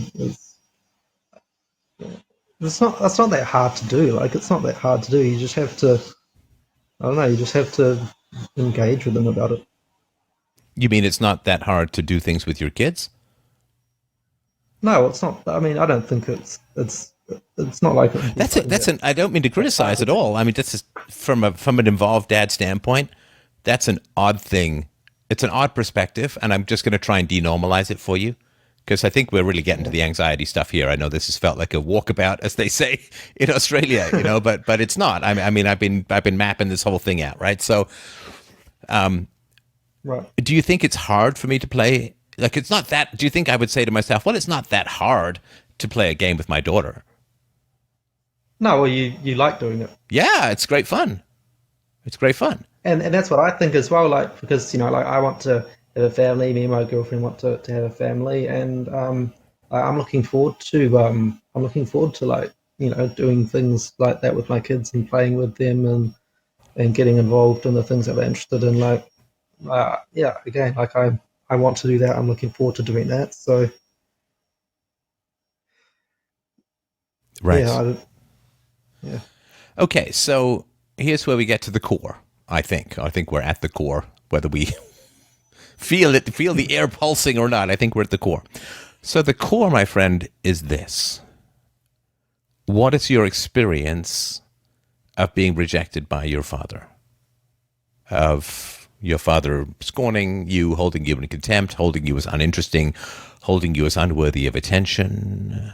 What is your relationship to fundamental rejection by your father? Yeah, well, he did reject me, I suppose, and it feels it feels bad Sorry, he did what you? and it felt bad. What was that? Sorry. You said he did something you, and that seems like an important No, word no, for me to get. yeah.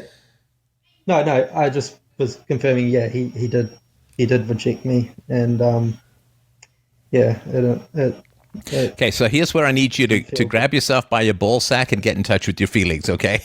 Because you sound like you're reading like a cricket score from a game 12 years ago. Okay.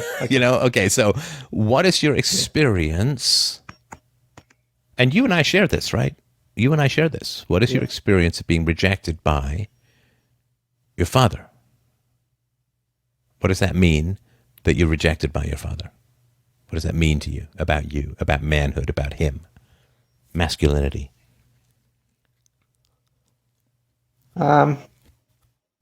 Well, yeah. I mean, it means that like I'm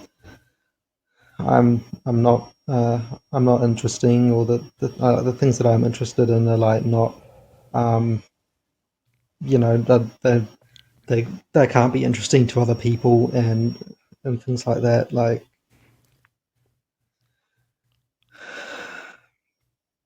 Like that, and trying to find the words.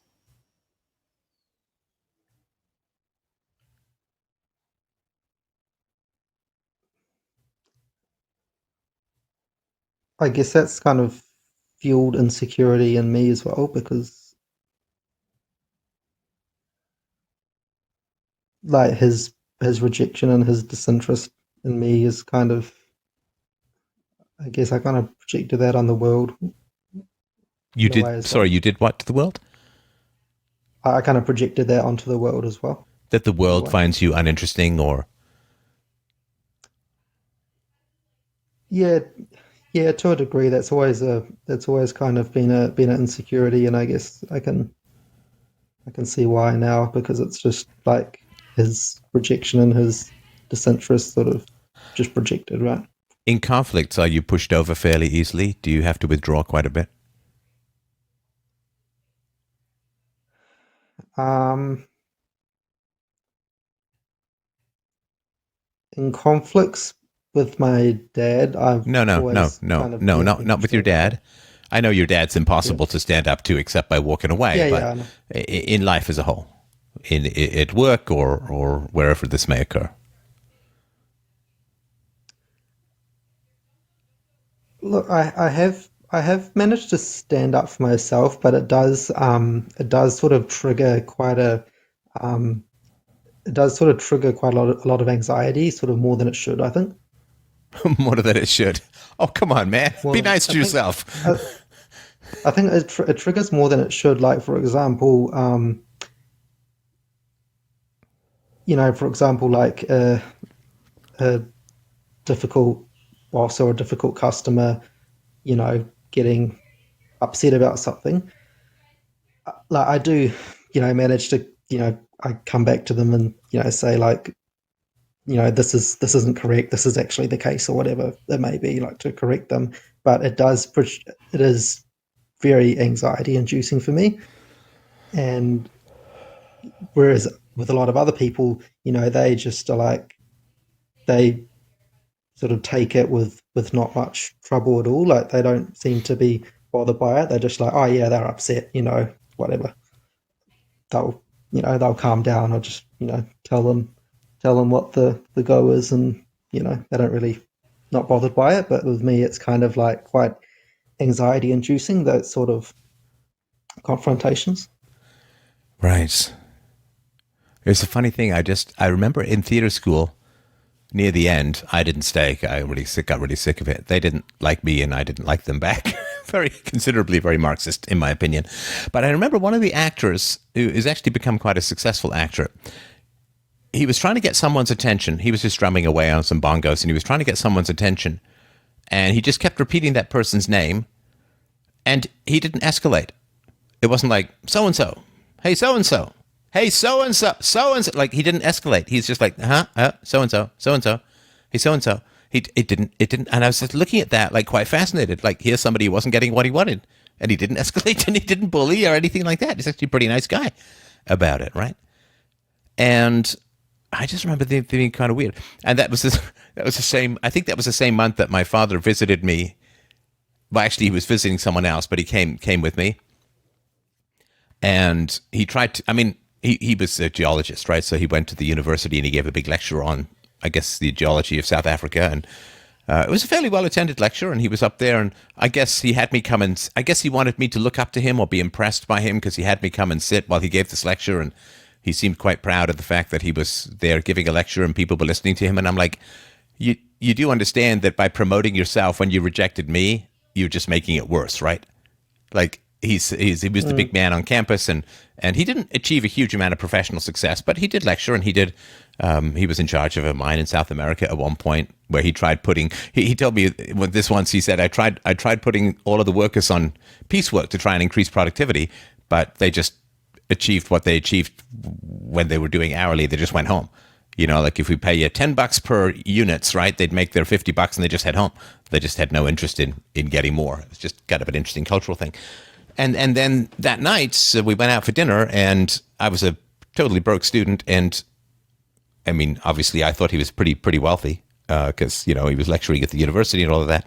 And yeah, a guy stiffed me on my restaurant meal. Like, he stiffed me on the bill. I couldn't believe it. I didn't have my wallet. I'll get it to you later. And he never gave it back to me. And I'm like, I can't believe my dad lectured at a university and then stiffed his broke son on the bill. Anyway, for where he'd had a drink or two and a pretty nice meal. A meal I never would have gone if it wasn't for my dad. And I just like, okay, I get that you're not giving me a lot of money for my college, if any, but come and stiff me on the bill. Might have undone some of the good work you wanted to have me be impressed by you lecturing at a university or something. But so with your dad, who is the man, right? Because you're an adult now, right? So who is the man, right? Because if you look at him and he's your dad, you can't help but have this big, burning, branding imprint of that is a man, that is masculinity, that is what it is to be a man, right? So when you're a kid, if you don't measure up to his standards, he's not interested in you, he doesn't care, or anything like that. And I mean, I read my father's entire biography. I showed up, I think, twice in passing, and this thing went on for quite a long while, right? So I didn't show up for him in his life. I didn't impact on his consciousness. Now, my dad was other side of the world for most of my childhood, so it's sort of a different matter with him being under the same roof. But who is the man?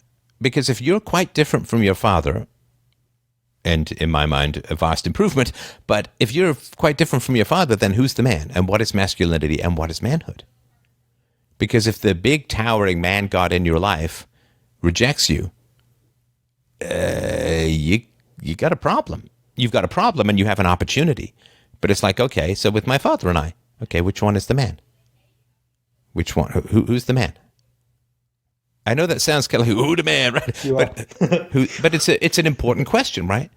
Because if he's masculine, if he's the man, then what the hell are you, right? Oh, well, I can only be myself by being less masculine. And this is where you get a lot of this, toxic masculinity. And it's like, well, there's just a lot of asshole dads out there whose sons have to say, well, I have to have a different kind of masculinity. But fundamentally, unless you deal with it psychologically, you just end up feeling less masculine. It's where these soy boy, I'm not putting you in this category, obviously. I'm just saying that as a cultural phenomenon in general, it's where those big gap-toothed, low-T soy boys come from. It's like, well, my dad was this way, and I don't want to be this way, so I'll just be more sensitive, more of a feminist, less masculine, and so on. If you haven't solved the problem, who is the man? Is my father the man, or am I the man? What is masculinity? Right? And these are very, very big and deep questions. And the fact that they're coming up for you when you're considering being a father is not accidental, in my opinion. So what is a man? Was your father a man? Was he masculine? Was he masculinity? Who were you relative to that? These are very, very important questions for men, particularly young men, to answer. So was he the man? Were you rejected by masculinity? What does masculinity or manhood mean to you both then and now? I know these are big questions, but just tell me what you think of this line of approach. Well, yeah, I mean that is the case as well, where like I I I I, I pretty much sort of want to be like the opposite of him. Like I pretty much I want to be everything that he's not. Um, when I become a father. Okay, so Yeah. but the opposite is not a thing, right? No, I know, but I like I It's a like I want reaction. to, yeah, like I want to sort of feel like I want to give them all of the things that I didn't get from my dad. Okay, so then you have no, we'll get sorry, I'll bookmark that in my head. I want to, because there's a lot in what you said. So you want to provide the opposite, right? Well, I just want to provide what he didn't provide to me. So What I didn't. give me the major things that he didn't provide to you. Um, well, the major thing obviously is just being engaged and interested in them, and enjoying their company, and also the other major thing is stability in terms of like just you know financial responsibility and stability, so they don't have to care or worry about about just the basic um, you know the basic financial stuff when they're younger. Like it's all sort of just it's taken care of when they're younger. They their parents will will be financially stable and have savings and everything like that, so that they won't have to have any fears or anxiety about that. So those are kind of the two those are the two major things, and also obviously as well having a strong relationship and a strong connection to my partner as well, so that they can see a happy and like healthy and functional relationship when they grow up. So that's something to model for them as well, because I didn't see that, and so it's been quite difficult to it was quite difficult for a while for me to kind of find out what like a relationship should be like. Oh, you mean like a romantic relationship? Well, yeah, because the thing that I had modeled wasn't like it wasn't good at all, right? Like, Oh no, I get it all of wasn't. that. Yeah, no, I'm with you. You want something different than your parents' relationship. In fact, in some ways, the opposite, right? Yeah, and also, yeah, for the kids as well, so that they have, something, they have like a good model to kind of go off. Okay, so three things are missing here for me. Doesn't mean they're missing in objectively. I'm just telling you my subjective what's missing for me. What's missing for me: hurt, anger, and judgment. Right. Because it's sort of like, well, my father took a left on this street. It turned out it didn't kind of get us where we wanted to go. So next time I do that journey, I'm just going to take a right. Like, that's the level of emotional depth in what you're saying here. And again, Yeah, not a criticism. I'm just saying that if you really do want to change direction from your father, Yep. you're going to need a little bit more weight in your assessment. There's no moral judgment here at all. Right? So we need to Yeah. we need to look at that. And I can tell you why there's no moral judgment. Because your assessment of your father is messed up, man. Do you know what you said to me about your father and his current state of mind with his new partner? What did I say? You said my father is happy. He seems happy from the outside. No, well, okay.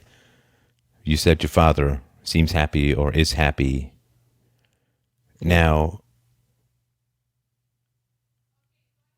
reason equals virtue equals happiness, right? Your father is not rational. Right. He was not virtuous. And again, I'm open to hearing this argument. If you ignore your children, if you yell verbal abuse at your children, if you drive your wife away, and you end up with a woman who can watch you verbally abuse his son and not say anything to anyone, and not stand up and not push back a fucking dish rag of a non-entity human being, you tell me how the accumulation of all of that intergalactic assholery results in someone being happy. Because you see, if you define your father as happy and you're going to do the opposite of your father, where are you going to end up? Are you going to end up happy? No. Okay. So and that's where your anxiety is coming from, is you say, well, Dad, he is who he is and he did these things, but he's pretty happy. So what you're saying is, yeah, you can be, I don't know. I mean, I'll be frank, right? You listen to the show for a while, and me telling you what I think is not what is. I'm just telling you what I think, so I could be totally wrong. Okay. Okay. So not paying attention to your children is abusive. Neglecting your children is abusive. Verbally cursing, abusing, and swearing around your children is abusive. Telling your son, you're not going to be able to find a job, it's not going to be that easy, son, is abusive. Telling your kids, you either do it my way or you can fuck right off, is totally abusive. Effing this and effing that in a restaurant, in public, and yelling at your kids is abusive. Making a cashier cry is abusive.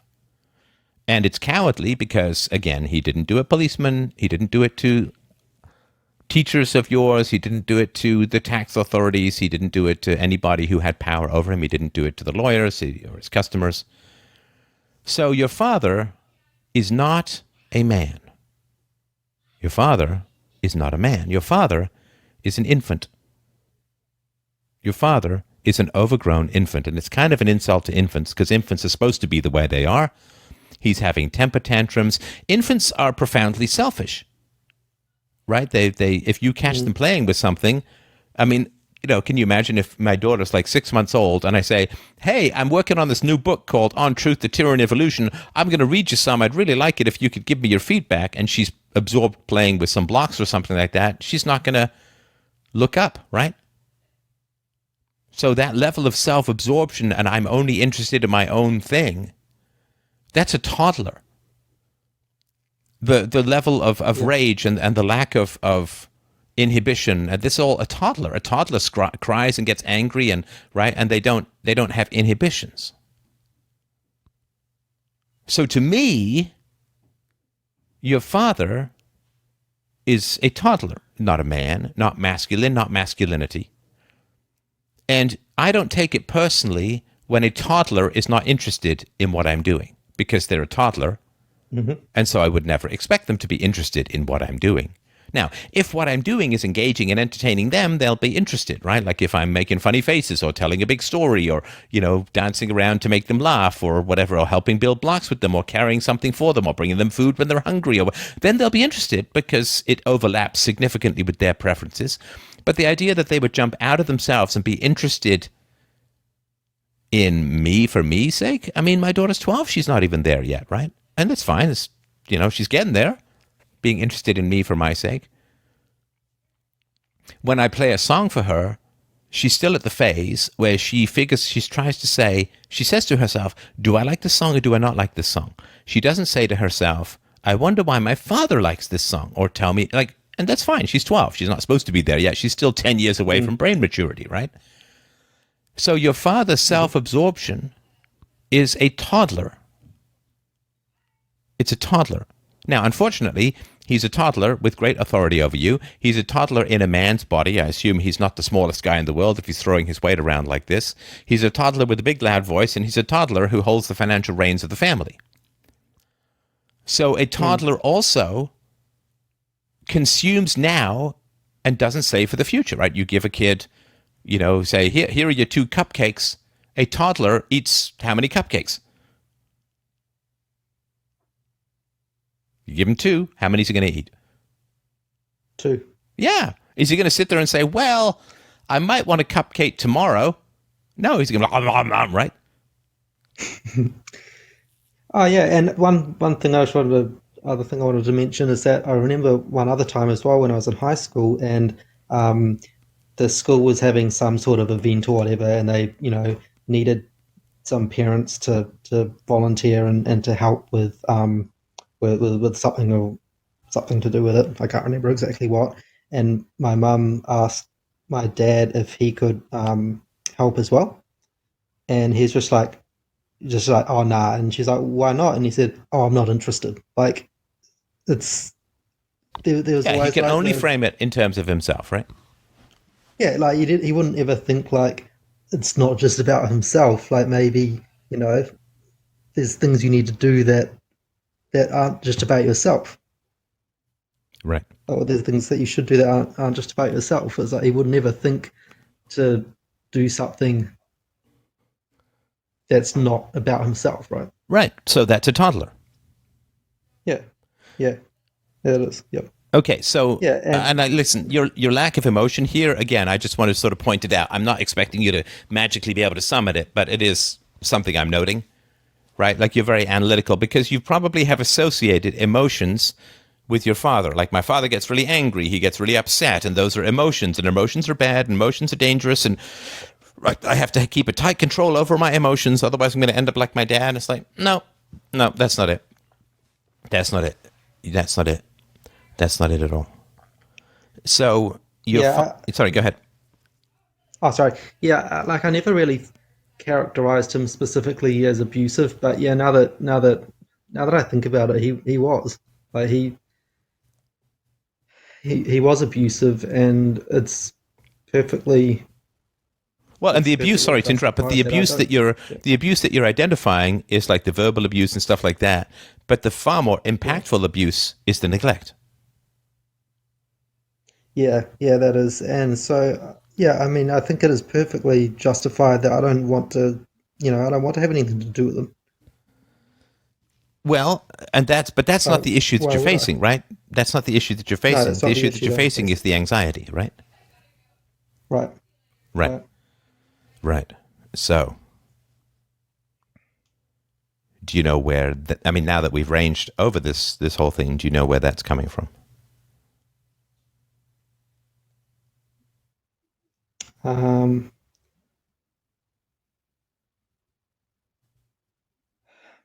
not entirely. Right. Not entirely. So you need to redefine manhood, masculinity, fatherhood, and all of that stuff, right? You can't be bouncing off. You can't be reacting. You have to redefine it from the ground up. And it has to be along moral lines. Your father owed you attention. You're not supposed to win his attention. You're not supposed to engage him. And it's like, well, he wasn't that interested in what I had to say or what it is that I had to do. It's like, that's that. Okay, so if you have a dog, right? And you don't like dog food, does that mean that you don't have to feed the dog? No. Well, of course parents aren't interested in what their kids are doing because those kids are doing. I wouldn't be playing a couple of hours of Among Us. I wouldn't be going to the park to sit on swings and chat and jump around the monkey bars and go down slides and race and play. We throw these polystyrene airplanes around. I wouldn't be buying drones to fly around the backyard. I wouldn't be doing any of these things. Why? Because I'm 55 years old and I wouldn't be doing any of these things. Of course I wouldn't be doing any of these things. I wouldn't be sitting there playing with blocks when my daughter is 2. No. I wouldn't be drawing outlines of coins on paper. I wouldn't be doing any of this stuff because I'm an adult. But you don't do it because you care about the stuff itself. You do it because it's a way of engaging with your child, and that's what you want to do, and that's what you deserve. That's what the child needs and the child deserves. So it'd be like a dog owner. Well, you haven't fed your dog in a week. It's like, yeah, but I don't eat dog food. And be like, what are you talking about? Of course we know you don't eat dog food, but you've got a dog. You've kept it in your house. You owe the dog some dog food. So for your father, there was not an option for him to say, well, I'm just not that interested. I mean, of course he can do it in the same way you can say, well, I don't have to feed my dog because I don't like dog food. Right? Or, it'd be like me saying let's say my daughter couldn't read, right? At the age of 12, right? It'd be like me saying, well, of course I didn't teach my daughter to read. I already know how to read.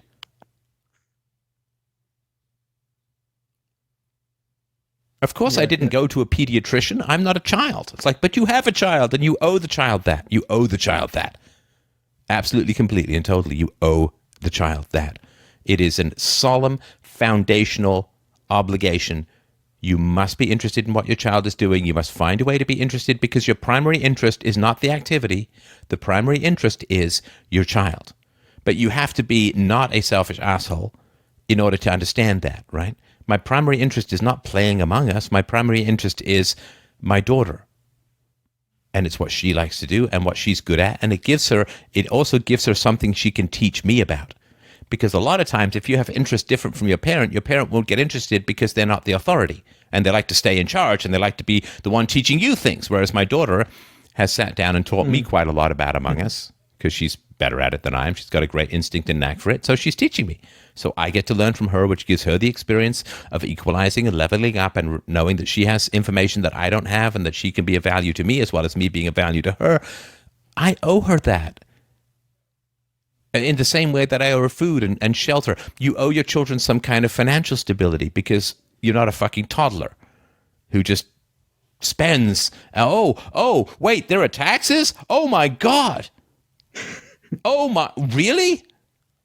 Holy crap. I mean, who could have guessed? Who could have known? It's not possible to know. So, your father is a toddler. And he has to be around absent people because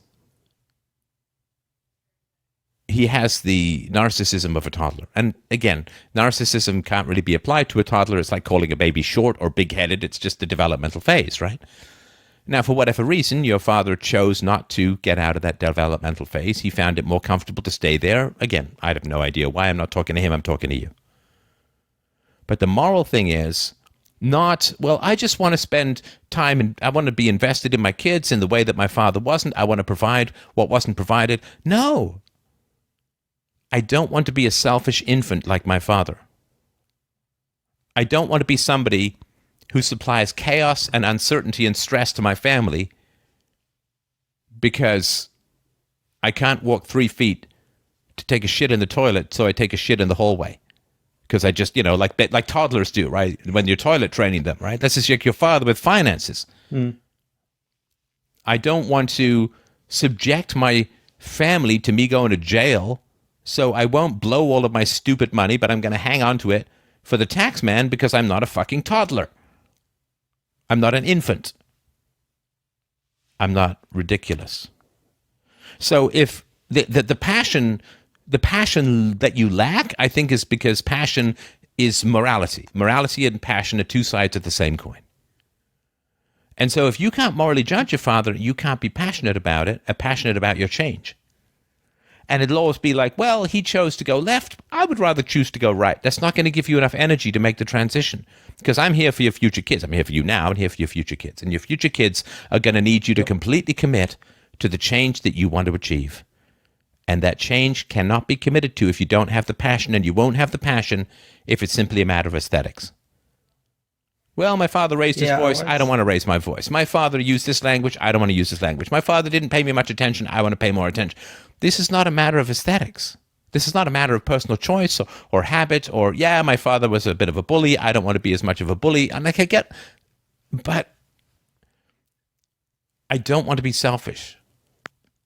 And I don't want to be selfish because I owe my children that, and because I want to have a good relationship with my children so that I end up happy. But if you've given the happiness award to your father, despite his behavior, then the whole process becomes incomprehensible.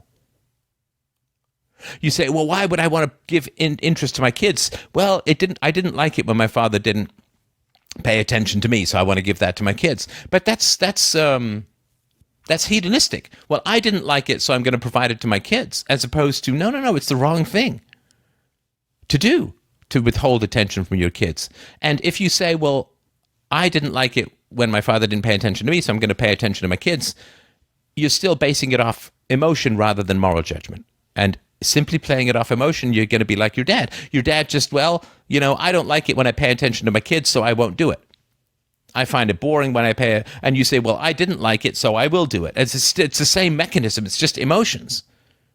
It's still hedonistic. It's not moral. Your father did the wrong thing. Yeah. Your father did very bad things. He was abusive. He was neglectful. He was unstable. He almost got himself thrown in jail while he was the primary provider for the family. How well do you think he'd be able to continue working in law if he got himself thrown in jail? He almost wrecked his entire career. Why? Because he wanted to buy a laptop or whatever the hell he spent his money on that he owed to the tax department? That's an infant. You don't want to be an infant. You want to be a grown-up man. You don't want to be a toddler. You don't want to be a fool, an idiot. You want to be a grown-up man who provides for his family and is capable of adult love. Your father is a selfish, self-absorbed, bullying toddler. He's not a man. He's not a man. He's not masculine. He's not a man. He barely made it out of diapers, as far as I'm concerned. And he's not happy. Back. Sorry, go ahead. Yeah. Oh, sorry. Yeah, I always held back on, I always sort of held back on defining him as abusive. But yeah, I mean, he, by all accounts, he was. So yeah, well, and is. Yeah, it is. Because every day he doesn't call you and say, "Oh man, oh son, I can't sleep. I've just been tossing and turning, and I just feel so bad about what I said to your sister, like the F-bombs.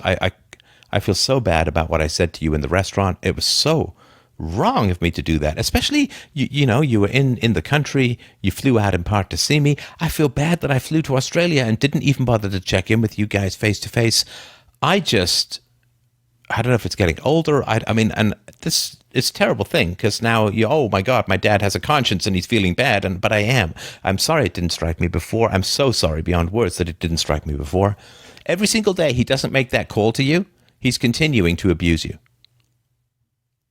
It's not in the past, you understand? Oh, yeah. It's in the present and for the next 20 or 30 years, probably. I don't think of it like that. But it's true, Yeah, right? 'cause- The calls that yeah, don't and come are the it's ones that and hurt the most. yeah, and it's never going to come. That call's never going to come from him. You know what? We're It'll going to have to take a short pause and start again because this stupid app gives me 2 hours. So could you hang okay, tight? We'll be back. We got another 10 minutes or so to go, if that's all right with you. So can you just give me a sec and come back? yeah, I'll come back in 1 minute. Yeah, okay, hang on. I'll just end this, and sorry to everyone here. I'll end, and we'll just have to start again. And normally I can do it in 2, but I did a few minutes at the beginning, so hang tight. All right, so hang tight. We're just coming back in here. And we'll just wait for him to come back in. Finish up here. Yeah, it's really, really important to define things. I view myself as a fully realized, or at least fairly fully realized adult male. And I view my father, who raised me, as a toddler.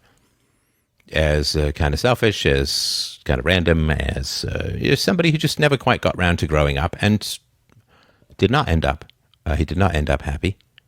And it's a real shame. I think it's very sad that he didn't, but I can't force people to grow up. I can't force people to take responsibility or to become mature or to be honest or anything like that, right?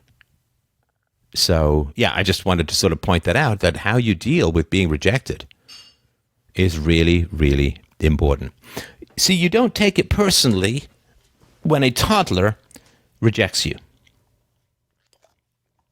I mean, a sane person, right? A mature person doesn't take it personally when a toddler rejects you, right? Now, when you start to take it a little bit more personally when you get rejected, that's when your child is growing up and you have a reasonable responsibility to provide them decent standards and reasonable behavior and being polite and all of that, right? But I remember, oh gosh, when my daughter was little, I guess it wasn't even that long ago, I played to her a movie that I liked when I was younger called The Princess Bride with Carrie Elwes and Mandy Patinkin and, oh gosh, that woman from the Kevin Spacey political drama. I can't remember her name. And Carrie Elwes had magnificent hair. It's one of the things I remember about that show. And what happened was my daughter really did not like the movie. Now, I thought she might like it because, we did a sort of a bit of fantasy stuff, sword and sorcery stuff. I told her a bit of the story of Lord of the Rings, which she enjoyed. So I thought my daughter would like the movie. And boy, did she ever hate it. I mean, she really, really, really didn't like the movie at all. In fact, we played, 20 minutes of whatever, and she wasn't really enjoying it. I said, well, we'll take a break, we'll try tomorrow. And the next day I tried to put the movie on. She literally burst into tears. She just didn't like the movie to that point, right? And did I sit there and say, oh my God, I'm so rejected? It's like, no, she doesn't like the movie, right? She's allowed to have her own opinion. She's allowed to have differences of aesthetic tastes and all of that. So if a toddler rejects you and you're a reasonably mature person, their brain is too young to process that, maybe give it a little bit more time, and it's important to expose yourself to new things and so on, right? So the reason I'm saying is, how do you overcome being rejected? By your father. If he was a good father, he wouldn't have rejected you. If he was a man, then he would have protected his children, right? Now, protecting your children means that you show an interest in them, that you take care of them, that you build their self-esteem, that you help them understand that they're of value and that they're interesting and that they're cool and that they're fun. My daughter is so fun and so much fun, and she's just cool. She's really, really cool. And she's very funny and caustic at times, but just in the right way that's enjoyable, not like in that way that leaves you like, oh, whoa, what was that, right? And she's just really cool. And the things that she's interested, the things that she's into are just fantastic. And I relish her company. I love this phase. I've loved all the phases of parenthood, and this phase in particular, I just really adore it. So as a man, as a father, as an adult, you take care of the people who depend upon you. You protect them and you take care of them. Whereas if you are a selfish toddler in a man's body, then you only care about your own thoughts, your own feelings, and you view them as kind of inanimate objects that you just thump if they don't give you what you want. So my father and I never saw eye to eye. We never were in sync. We never, even a tiny bit. He was always super awkward around me. He wasn't that way with other family members, my brother really, but around me, it just super awkward. I mean, just felt very self-conscious. And we just were never in. I've had the thoughts over the years that I'm not actually his son. To be honest, I've had the thoughts over the years occasionally. It's like, I wonder who my mom did sleep with. Because we really couldn't be further apart in looks or temperament or anything like that. But of course, it was his job to try and find a way to bridge that gap and blah, blah, blah, right? So having been rejected by my father, and my father was not harsh in this kind of way. He didn't yell at me. I mean, as I said before, when I went to visit him when I was 15 or so, he sent me up to scrape his roof, to sand down his roof and paint the roof of his garage in the blinding hot African sun for day after day after day, which was not. And he did give me a radio up there. I remember listening to Joan Jett's Crimson and Clover up there and really liking the song quite a bit. Just as I remember being, I just thought of this today for some reason. I remember listening to Brian Ferry's More Than This, or I guess Roxy Music's More Than This. Great album, Avalon. I'd Do Anything to Turn You On. It's a great song. I love that line. Is it raining in New York down Fifth Avenue? Out on Broadway after dark. Love the lights, don't you? It's beautiful. He sings it beautifully, and it's really, really well done. But I remember listening to that in a planter shop in... and also, actually, I just played this to my daughter today. The opening... Alan Parsons' project, it's the opening to Eye in the Sky, but the song is actually called Sirius. It's like 2 minutes, Sirius. You can find it on YouTube or YouTube Music or Amazon Music or whatever you listen to. Honestly, just put it on headphones. It's really hypnotic, and I remember hearing that in a supermarket, that song in a supermarket in Africa when I was 15. I was like, oh man, what an amazing piece of music. Mike Batt's Tara Sweet's also great. It's in the same sort of genre. But anyway, so how do you get over being rejected by your father? Well, if you look up to him as masculine and manly and an authority figure and so on, then being rejected makes you feel like crap. And that's what his narcissism and his vanity wants you to do, right? Because you look up to him and he feels like the big man on campus, right? But for me, it was just like, well, my dad just never grew up. And he never did. For me, maybe he did it for others, but he never did for me what a man is supposed to do, which is to keep his children safe. I mean, he never did with me, right? I mean, he certainly didn't keep me safe with regards to leaving me and going to the other side of the world, leaving me with a violent mother and so on, right? Just didn't keep me safe. So these are some basic questions, right? Okay, did my father keep me safe? Well, no. He didn't keep me safe from others, and he didn't keep me safe from himself. Okay, so he failed at the basic job of a man. And not even of a father, right? But just the basic job of a man is to protect the people you care about.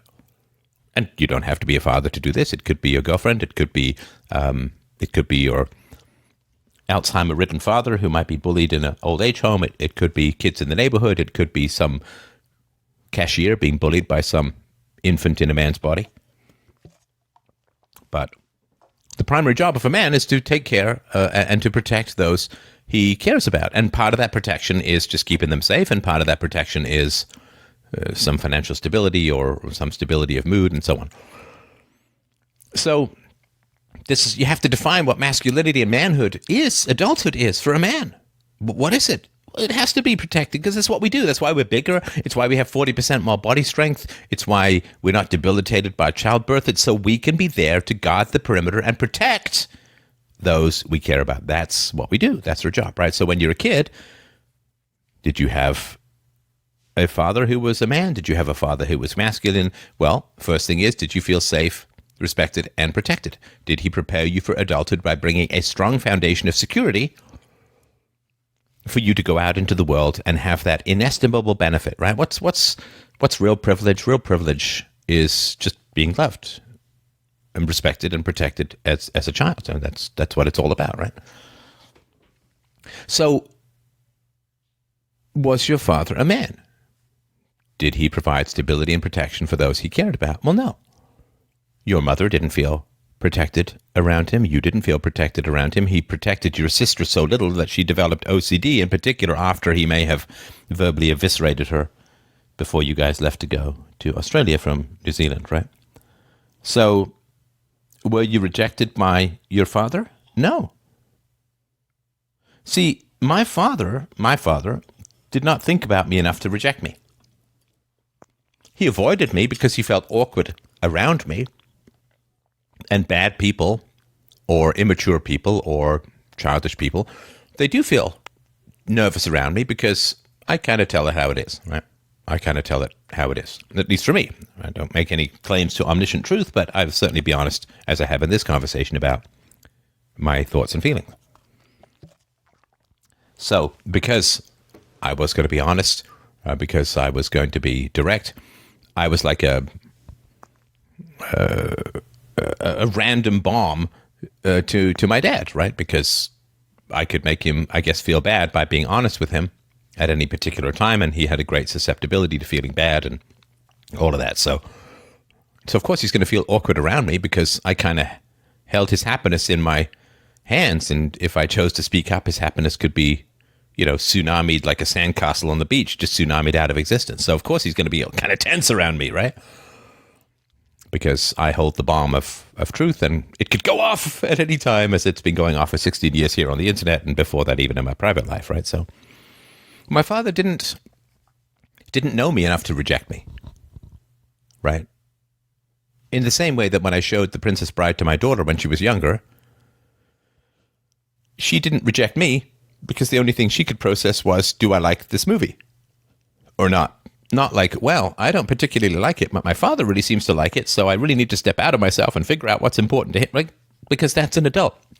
If she could do that, I wouldn't be her father in the same way anymore, and so that's part of the education, and she will do that over time, and she's starting to do it now because she knows that I jump out of what I want to do in the moment to make sure that she's happy, and I'm fulfilling my obligations and responsibilities as a man, as a father. And one of the reasons why fatherhood is in such crisis in the West is that the government is, continually importing dangerous people and causing and withdrawing police protection to the point, and then actually, in England, men, I think white men and Sikh men whose children had been kidnapped by these, the Muslim Pakistani immigrants, had been kidnapped and were being used as sex objects as children. The police would come and arrest the fathers trying to rescue their own children, right? So you can't, you actually go to jail for trying to protect your family. It's one of the reasons why masculinity is facing such a crisis, is how well are we allowed to protect our own families these days? Well, we can actually be arrested for trying to do so, right? How for the men who have skepticism about the efficacy and safety of the COVID vaccines, and they're out there trying to protect their families and protect other people's families by telling the truth, well, you can get, Brett Weinstein got a strike, a 1 out of 3 YouTube strike for one of his videos. Goes against community standards. You can't even protect. Yeah, you can't protect. What if you think, it's not necessarily great, I'm going to wait for the COVID vaccine, more data, it wasn't really tested on kids or anything like that. Nope. Or you can get in real trouble for that, right? If you want to travel or whatever, right? So, yeah, it's how well are we able to protect our own kids, our own society, our own families? It's kind of what we do, right? It's what we do as men. It's what we do as fathers. So the fact that your sister ended up in a mental hospital, the fact that you have this intermittent, pretty significant and severe anxiety, is because your father was not a father. Your father was not a man. Your father was a toddler. He was a selfish infant. And you actually want to be a father. Saying, I want to be a different father, implies that your father was a father. I know it's kind of a brain twisty, language twisty way to do it. Saying, well, I want to be, if your father was a murderer, let's take a really extreme example, If you say, well, my father was a murderer, but I want to be a different murderer. I want to be a different kind of murderer. That wouldn't make any sense. You don't want to be a different kind of father. You just want to be a father, which your dad was not. Your sperm donor was not, in the way that I sort of view it. So it's not like he went left and you want to go right. It wasn't, well, he didn't pay us enough attention. I want to pay my kids more attention. It's like, no, I actually want to be a father. My father was not my father. And I remember this in boarding school. Saturday mornings, I would get a haircut. And then they would sit down and I would have to write to my mother and I would write to my father. And to my mother, I would write, dear mother, and I'd use her sobriquet mother. To my father, I would write dear and I would use his first name. And they were like, no, you have to write dear father. And I said, but he's not my father. And he's like, no, he is your father. It's like, he's in Africa. No, but he is your father. I'm like, no, he's not. Like, I genuinely was like, I don't understand what this means. Right? Parent is a verb, not a noun. He's not fathering me, so he's not my father. He's not parenting me, so he's not my parent. I mean, he's some guy who impregnated my mom. I understood that enough. But I would write to him, dear, and I would just use his first name. And we can't mail this because you're not referring to him as your father. But he's not fathering me. He's not parenting me. So how can he be my parent? And your father did not parent you, as far as I can tell. He ignored you. He, maybe when your interests would coincide on those rare occasions, he would. But that's not, that's not parenting. So you don't want to parent differently. You want to be a parent. You don't want to be a different kind of father. You want to be a father, which your sperm donor was not. So I hope that makes, so you're not rejected by an adult who assessed you. You're rejected by a child, a toddler who couldn't possibly, at this point, right? A toddler genuinely can't. Obviously, your father could have if he'd wanted to. So you're not rejected. You're not scorned. Were you abused? Yeah. And the first job of the father, don't abuse your kids. Don't neglect your kids. Raise them to be strong, healthy, independent, think for themselves, having a secure sense of their own value. Be there for them because that's going to make you happy and it's the right thing to do, which really is the same thing. Doing the right thing and being happy are the same thing.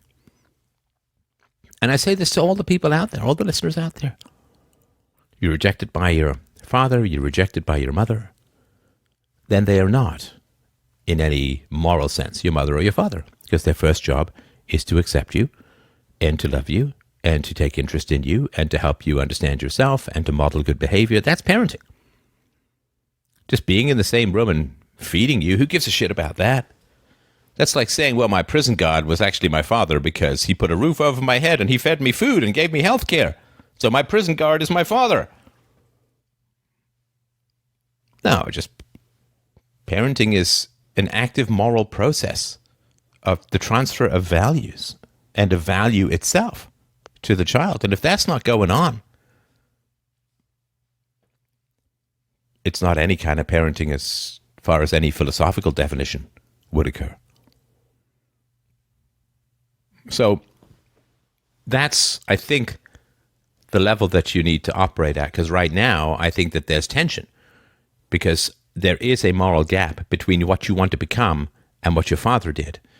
But I don't think you're aware of that. And because you're not aware of it, you're not going to make enough of a change, and therefore you're anxious about fatherhood to come.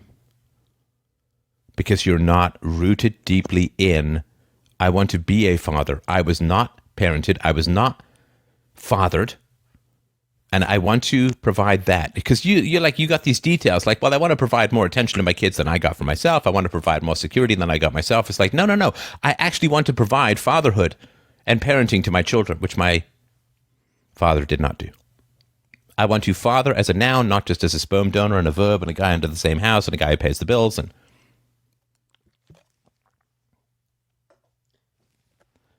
And if you have that gap analysis and you have that goal, then you have And listen, I've made this journey, right? I've made this journey. So this is like bitter, hard-won knowledge. Doesn't mean I'm right? But it is bitter, hard-won knowledge from how much it takes to turn this around. I'm not just, well, I want to parent differently than my parents did. It's like my parents weren't parents. They were toddlers in charge of me. They weren't parents. The only time they ever took any interest was when their preferences overlapped with mine. Which is like saying some guy you're in the same tennis club with is your brother. It's like, no, you both like to play tennis, right? So my mom liked to play tennis, I like to play tennis, so sometimes we'd play tennis together. That's about it. I like to write novels. My grandfather was a novel writer, and my mom took some interest in that because it overlapped with her ambitions as well. She wanted to write books. But there was never any interest in anything that I was interested in because I was interested in it. Because it didn't interest them, they had no interest in it, which meant that they weren't interested in me, which meant they didn't care about me, which meant they weren't my parents. Because the category of parent can't include me and my father. It just can't. Because it's complete opposites. It's like including in the category murderer people who kill people and people who save people. Parenting is something you do. It's not something you squirt into and pay for. Parenting is the continual action of raising your children as strong, healthy, independent, clear-thinking human beings. And that's a huge time investment. And it pays off in spades, in joy, in love, in connection, in attachment. And you want to provide that to your kids? Fantastic. I think that's the greatest thing in the universe to do. You want to provide that to your kids, but your gap analysis is like 1% of where it needs to be. In my humble opinion. Your gap analysis is 1% of what it needs to be. You got to widen that. Otherwise, you'll say, well, my father went left. I'm going to try and go left. Maybe I'll just go leftish because I kind of want to make a few tweaks along the way. And I'm diminishing a little what you're saying. I know you're not just talking about tweaks. But if you have an understanding that you're actually going to try and be a man, you're going to try and be a father, and you will achieve it, I have no doubt of it. Right? If you have the right amount of gap analysis, right? If you know you've got to go in the opposite direction, you can actually achieve there. If you think you got to tweak what came before, you're just going to go in the same direction, but just make your own mistakes where your father made his. But you're probably the first man in several generations or many generations or maybe forever who's actually going to be a father. And that is going to bring you to happiness, to closeness with your kids, to a sense of satisfaction and self-respect at the job you're doing. And if you think your father can get one iota of happiness over having half wrecked the lives of two brilliant children, man, I'm telling you, you're wrong. You're wrong about that. There's no way he's happy. He probably puts on some bullshit. But you look at the woman he's with. He had to take an empty sock puppet who can't even stand up for an abused child. No, that's not happiness. That's not happiness. That's just the weird, saggy contentment that comes from not being challenged. Sorry, go ahead. Sorry, yeah, and I haven't actually really been just sort of straight up and honest to them about any of this as well. So yeah, that's something else that I kind of know in the back of my mind is necessary, but I haven't done up to this point. Well, and this is sort of why I do say, and listen, you don't have to do anything, right? I mean, the joy of philosophy is if you have enough self-knowledge, you can do whatever the hell you want, and it's going to be fun. If you're honest enough with yourself and with others, it's fine, right? But the reason why I think it's important is if you try to make yourself real to your father, like if you go up and you say, honestly, your experience of him as a dad and growing up and all of that, and what's happened since, right? If you go up and you're just honest, you say, okay, can I actually be in the same room as my father? Can I actually be in the same room as my father? That's a big ass question, man. Mm-hmm. Can I actually be present can my father have two people in the same room? Or is it like him and his sock puppets? Is it just him and his narcissistic projections? Can he actually have someone else in the same room who, and you know how you know there's someone else in the same room is that they disagree with you, right? A lot of times, right?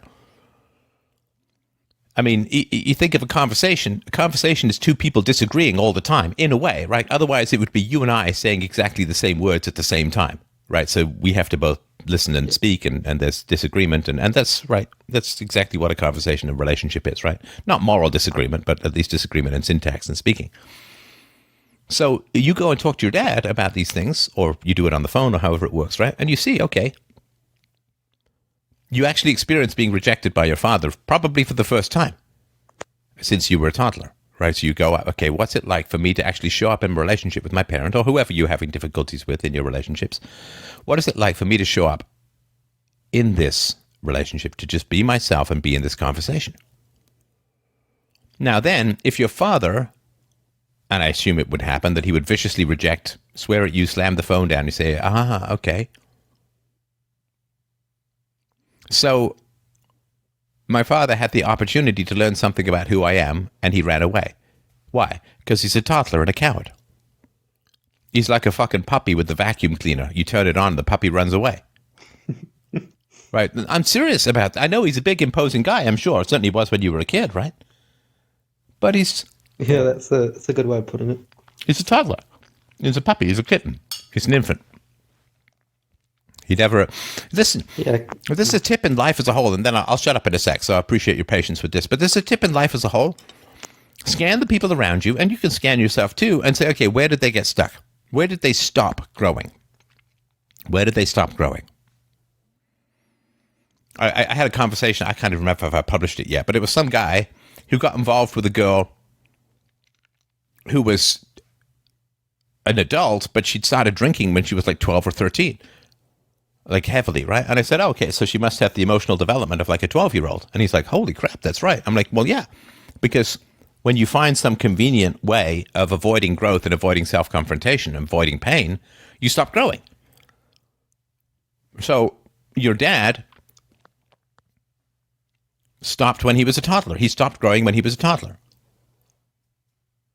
And you can see this all over the place. You can have a look at everyone in your life. And it would be we'd be so convenient if we'd see two numbers on people's foreheads, right? Number one, IQ. That would just make things so easy, right? You see all the people rioting and you see 85 IQ. It's like, okay, well, that helps, right? It's a little, that's why they're rioting, right? So you see the IQ on the left-hand side of the forehead, and on the right-hand side of the forehead, here's where my emotional development stopped. Those would be two very helpful numbers to have. And you can do this in your own mind with the people in your life, and you can do it with yourself as well. I mean, maybe not the IQ thing, but you can certainly look around your life and say, okay, well, where did their emotional life stop? Where did their emotional growth stop? Where are they right now? My mom was about 3. My dad was maybe 6 or 7. That's where it stopped. And with your dad, yeah, probably 2 to 3 years old, because that's the toddler blow up tantrum phase, right? And whatever happened to him and whatever choices he made afterwards, that's where he got stuck. But you tell me that somebody who hasn't had emotional growth in half a century and is still using the same bullshit tactics of a toddler when he's in his 50s, you tell me how that person could be happy? I'll tell you someone's not right, and that would be you. But sorry, go ahead. I'll shut up now, so tell me what you think. Thanks. Yeah. I mean, for me, I guess it feels like mine would have probably been sort of stunted or at least slowed down or stopped when I was a teenager, because I still sort of feel at that like not quite adult sort of phase when it comes to the anxiety and stuff like that. And that's sort of where I feel I'm at. And this means that, so if you stay stuck there, it means that the anxiety is going to increase because there's that rubber band that stretches, right? So if you got stuck sort of 15, 16, 17 as your parents' marriage was disintegrating or whatever, right? So you get stuck there. Now you're 10 years past that. And if you can't get yourself to catch up, then it's going to get progressively tougher going forward. And that may be where some of the anxiety is coming from.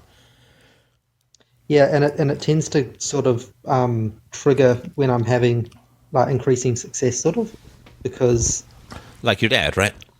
that. Yeah. So because when I've like the more successful I become, it kind of triggers that it triggers that anxiety, because there is a fear of what's ahead, sort of. Yeah. Okay. So I mean, this is kind of where you started from. So if you have time, can we just spend another 10 minutes on something? Yeah, sure. Because we're back to sort of success anxiety, which is kind of where we started. But I've spent a lot of stuff. I've said a lot of stuff since then. Yeah. So I think your inner dad is blocking this conversation about him and turning us back to the origin story of the conversation, which had less to do with him. Does that make sense? Yeah. Okay. So let's try this. With your indulgence. So you just pretend to be your dad, if you don't mind. You know these role plays, right? So you just pretend to be your dad. Yeah.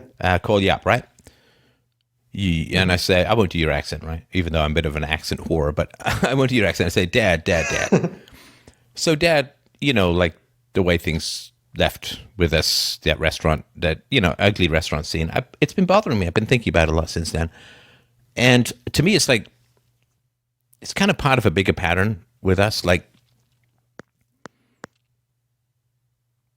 you would raise your voice. There's swearing. You swore at sis, like your daughter, and said, if you guys can't handle it, you can all just fuck off, And that bothers me. That's not right. And I'm thinking also, like, when I was a kid, you really didn't take any interest in what I did. We didn't really do much together. Like, there's something not right in all of this, and it just feels like you came to visit Australia. You didn't even come to see us. I mean, I know you got your issues with mom and all of that, but it's still your kids, right? Sis and me. Like, this is not right, is it? I mean, what do you think? I mean, the swelling, the yelling and swearing. And I remember you telling me when I was going to Australia, "Oh, you're not going to find a job, son." I mean, this just doesn't seem right. This doesn't seem good. What do you think? Oh, well, I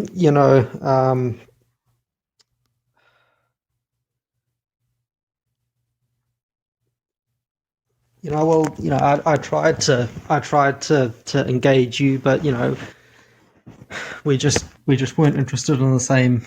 We just weren't interested in the same things, and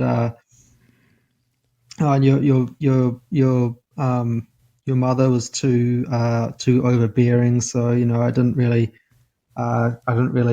get a chance or an opportunity, and then she took you guys away to another country. Well, hang on, Dad. Look, I'm sorry to interrupt because I just asked you a question, but cut the shit, Dad. Seriously. Are you going to sit there, go all rubber bones on me and say that for 17 years you never had the opportunity to try and figure out what I was interested in and meet me there? Because, saying, well, we just didn't overlap in our interests, like, you're the father, right? You're not just supposed to, hey, I hope my kids and I are all interested in the same thing so we can get along. Like, that doesn't make any sense. Right? Isn't it your job as a dad to get interested in the stuff that I'm interested in?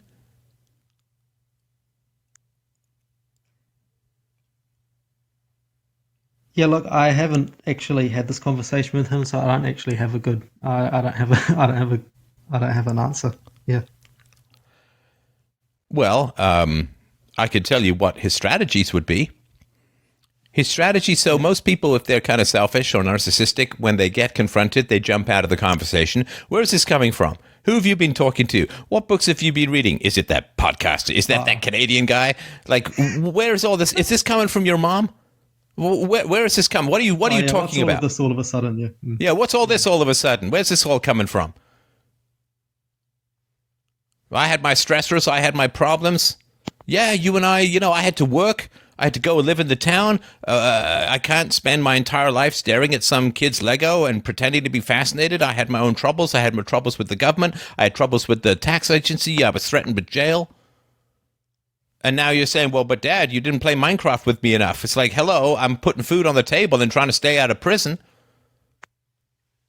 Through no fault of my own, I might add. I tried to obey the law. And yeah, there were some challenges. Guess what, kid? Life is tough. Life is tough. And you saw me handle it. I expect you to handle it too.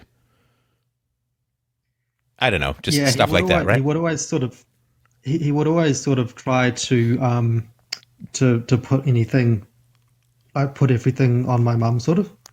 Like, oh well, she must have been saying things to you. She must have set you against me. Blah blah blah. Kind of Well, like and that. so But I can try both sides here, right? Okay, so he would try and frame it to jump out of the conversation and try and say, because he'd need to know the origin story of the conversation as a way of avoiding the actual content, right? And say, oh, did your mom put you up to this? It's like, Dad, can you just answer my question? No, I'm not going to answer your question until I know where the hell this is coming from. Why would it matter? What would it matter if Mom told me, or a hand puppet told me, or space aliens told me, or I saw it written on a fucking wall? These are honest questions that I have about you as a parent, and criticisms, to be honest, about it, right? Well, I just need to know where this is going. No, you don't need to know where this is coming from. Because now you're trying to distract me or drag me away from these actual questions into some weird origin story. It doesn't matter. It doesn't matter. What I do expect, and what you owe me as my father, is some honesty and some answers to the questions that I have. Fine. He'd say, fine, go ahead. Ask your questions. I'll answer. Right? Thus indicating that he's totally throwing his arms, like folding his arms, and he's not going to push back, right? He's not going to give you the answers that you want. You'd say, okay, what were your issues? What were your questions again then? Right? Thus indicating it doesn't matter to him, and he's listened so little that you have to repeat them, which is a form of humiliation, right? So this would be the kind of stuff, right? Say, yep. So then you would patiently repeat the question, say, well, so for instance, what were you doing swearing at me in the restaurant? Well, Christ, son, I'm here with my new girlfriend. You know, I was sick. I had lymphoma. I could still be sick. I've got chemo going ahead. And this is her first introduction to my family. And you just sitting there stuffing your face. You got fucking butter all over your lips and your chin. And basically, I might as well be sitting across from a bonobo. I might as well be sitting across from a monkey. You can't even show me the basic respect of having some decent table manners when you're meeting my girlfriend for the first time. So yeah, I told you pretty bluntly and pretty directly how unhappy I was with all of that. Oh, but I thought you were all about expressing feelings. Isn't that what this conversation is all about? That I'm just supposed to, we're supposed to express our feelings. Well, there I was expressing my feelings, and now I'm a bad guy. So which is it? Do you want people to express their feelings or not? I don't know. That's probably not anything close, but something like that, right? Yeah, that seemed like it could okay, so then you'd say, okay, so Dad, you know, you swore at me, right? In public. I mean, you just F-bombed. Well, I was frustrated. It's like, but that's not an excuse. I mean, you're a grown-ass man.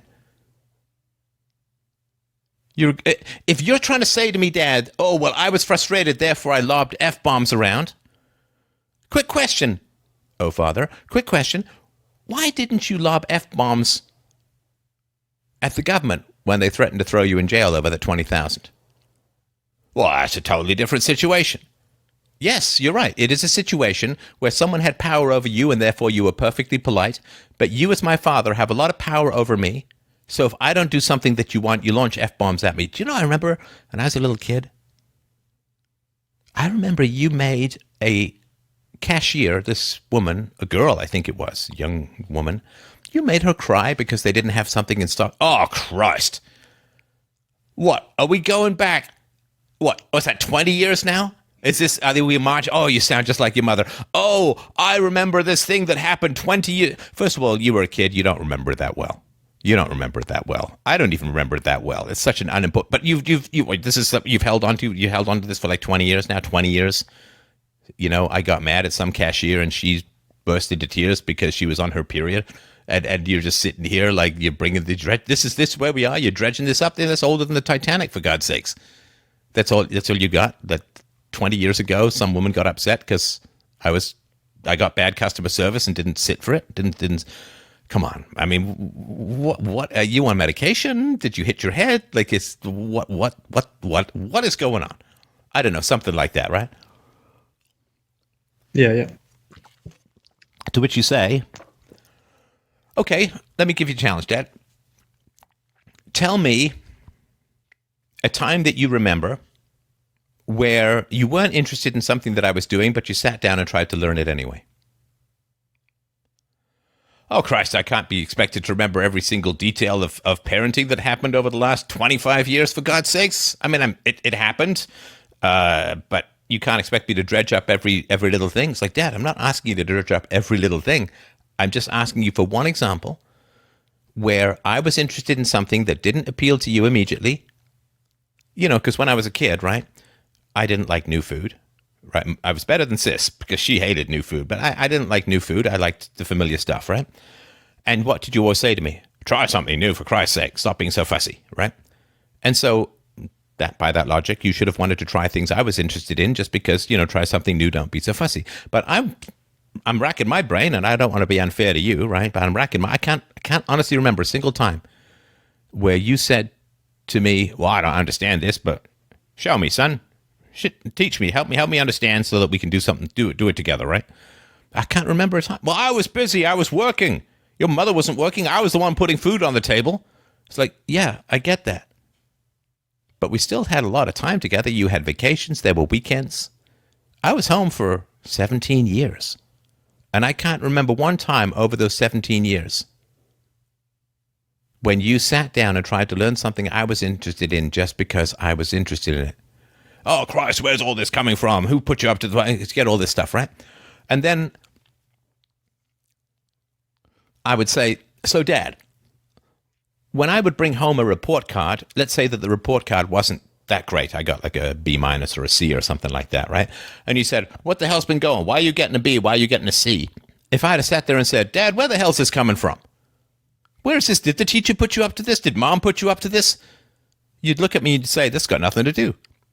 I demand to know what's been going on in this class, why you've gotten a C.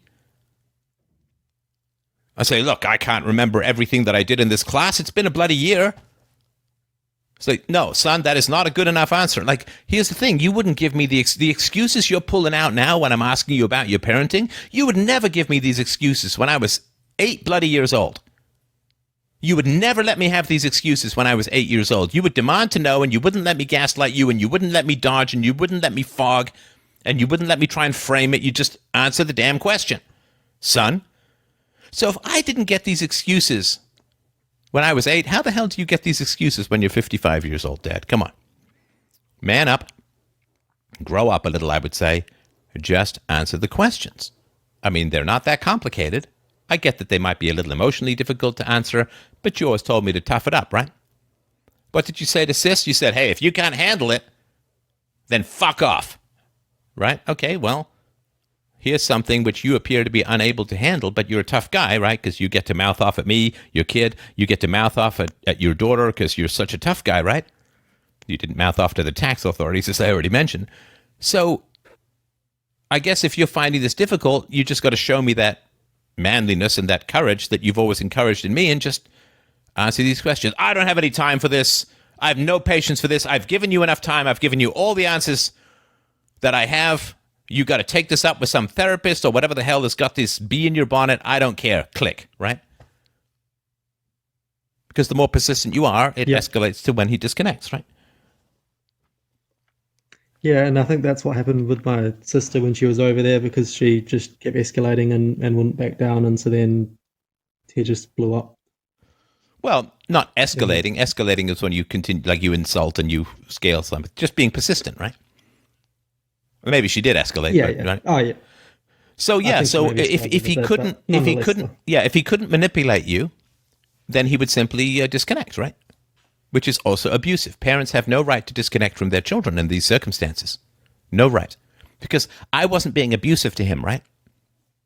In that double-sided role play where I'm playing table tennis with myself, right? I wasn't being abusive to the guy. I was simply being persistent and not letting him get away with gaslighting and manipulation, right? Yep. I wasn't calling him an asshole. I wasn't calling him a terrible father. I wasn't saying you rejected me and you abandoned me and you're a jerk and you're an asshole and you made that one. I was simply being persistent in, no, give me an answer. Don't give me these bullshit excuses, which you wouldn't give to me when I was a kid. So, live by your own rules, right? That's all we do in these situations. Live by your own rules, right? Just live by your own rules. So then he would disconnect, right? And then it would be like, okay, so he can't handle an honest conversation.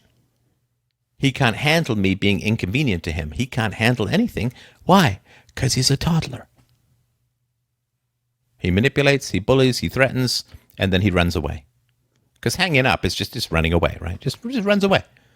Because he's a toddler.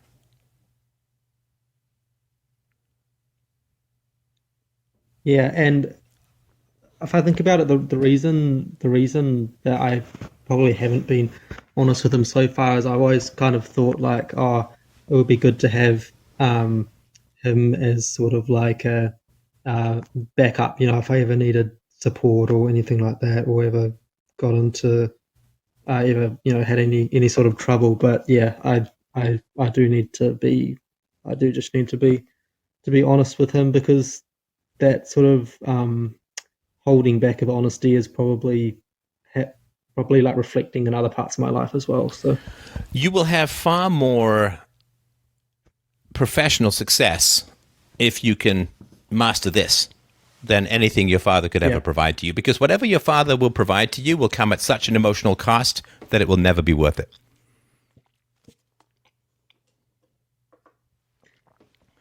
Yeah, that's true as well. And since this is the root of it as well, not holding back from being completely honest with him would help in all the other parts of life as well, because it's probably projected onto other parts of my life as well, if I think about it. Yeah, no, it's not worth it. It's absolutely not worth it. Absolutely not worth it. In terms, Sorry, go in ahead. terms of like the confrontation. Sorry, in terms of avoiding like the confrontation with him, then that makes me uncomfortable having confrontations with other people as well, right? Well, yeah, if you can handle that confrontation, right, then you gain the superpower, right? Because nothing else, like everything you want is on the other side of fear, right? The cave you're most afraid of is the one that has the greatest treasure, right? So I've been put in ridiculously uncomfortable situations over the course of this show, still doing my thing, still enjoying what I'm doing, right? So no, you gain the superpower. And I don't think there's any other way to gain it, right? Confronting the father, it's the Darth Vader thing, right? Confronting the father gives you the force, right? Yeah. And obviously, yeah, like you're right. If I am able to deal with this, then yeah, like the professional success I could have, well, yeah, I'll be able to get way more resources than any. Yeah, I was offered right? some resources from my father's estate, and I just said nope. No, they should go. They should go to his kid, not me, and not even. Oh tempting. yeah, and that's the other thing as well. Yeah, like there's going to be like there's an inheritance from him as well, right? That's the other thing as well. But again, like I can't see it being worth it. Oh gosh, no, because it's. I mean, first of all, he's got probably 20, 30 years left on the planet, right? And I know. Listen, I had illness like your dad, and it's deep. It's like 8 years in the past now. My health is great, right? So he could last 20 or 30 years more. No. And listen, you know. Would you want anyone in your life hanging around you just for money? No. Would you want let's say you get married, right? And your wife takes out a life insurance policy. You take out $1 million life insurance policy or a $500,000 life insurance policy, and your wife openly says to you, "Oh, I don't like you at all, but I'm just sticking around to get the money after you're dead." What would you say? Yeah. Well, that would be the relationship over, wouldn't it? Well, I mean, it's gross, right? You just hang around people for money, right? And look, I know that you know that. It's just probably never been put quite as starkly, but don't be for sale, right?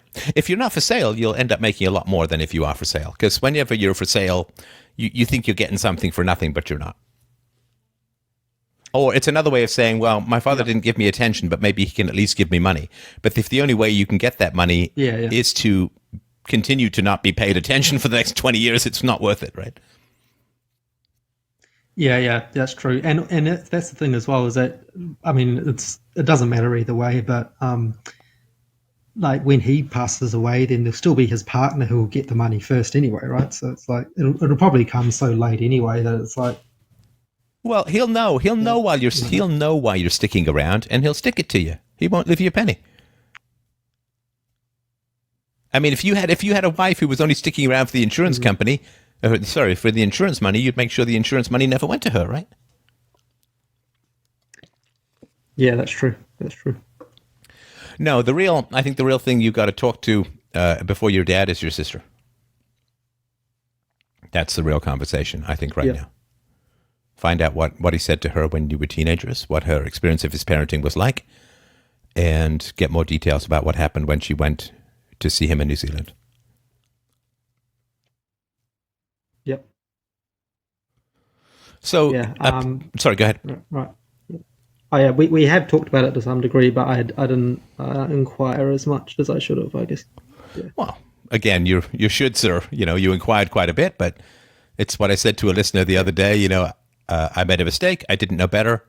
I'm going to learn better, right? That's all we say in life, right? I made a mistake. I didn't know better. I'm going to learn better. Right? That way you don't have to, I should have done more. I'm deficient or whatever. Yeah. Hey, just, made a mistake. Didn't know better. Going to learn better. All right. So that's the major that's pretty much outlines of how'd the conversation go for you? How you doing? Yeah, that definitely makes lots of sense. Like I can kind of see now, in my life how I've sort of held back from being honest with him, and so that means that I've also held back from being honest in general, sort of as well, like for the same reasons, and that it's basically like whenever I talk to him, I don't really exist anyway, because it's just sort of kind of like repeating back to him like what he wants to hear, and not actually being genuine or honest at all. And Will you keep? Sorry, go ahead. And that sort of that fear of confrontation then also manifests itself in all the other parts of my life as well, in terms of work or just other things in general as well, because I haven't had that core confrontation. Yeah, and that way you can be successful and you don't have to sacrifice anything for it, right? I mean, if you look at people like, what is that old meme? Well, it's not that old a meme now, where people say, so the two richest men in the world couldn't keep their wives happy. What chance do you have, right? Like Bill Gates and Jeff Bezos, right? Both got dumped by their wives, right? And it's like, okay, so they got their financial success and it cost them their relationships. Like, what if you could just have it all? Well, to have it all, though, you've got to work philosophically, and you've got to be very clear in your moral delineations and very clear in your moral outrage, right? Because these guys, they traded their families for money in many ways, right?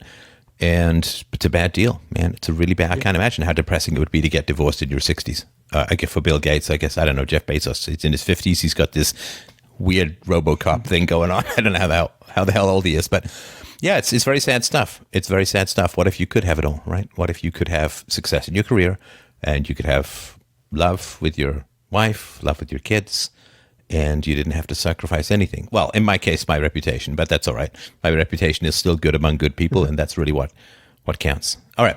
So keep me posted if you could about how it's going, and I really appreciate it. The call today, very, very good stuff. I also appreciate that you hung in there through the coaching, which I hope wasn't too naggy, but I just wanted to make sure we got to a very productive place, if that makes sense. No, that was very helpful. Yeah, thanks a lot for all that, and I'll let you know later on how it all goes. All right. Well, thanks everyone so much. Freedomain.com/donate to help out the show, should you be so inclined, and I would certainly be happy if you inclined that way. Freedomain.locals.com. You can check that out for premium shows, a community that you can chit chat with as much as you feel, as much as you see fit. It's also a great way to message me. Freedomain.locals.com. Thanks to James as always, the magnificent. Please check out FDRpodcast.com. It's amazing stuff. got a brilliant new coder there who's just making easily shareable, lightning fast searches, and you can find all of the videos there as well. FTRpodcast.com, a new revamped search engine that is really of the gods. It's so psychic, it will actually tell you what the price of Bitcoin is in 12 seconds from now, which I think is all we need. All we need these days. All right. Thanks, everyone, so much. Have a great evening. Lots of love from up here. I will talk to you soon.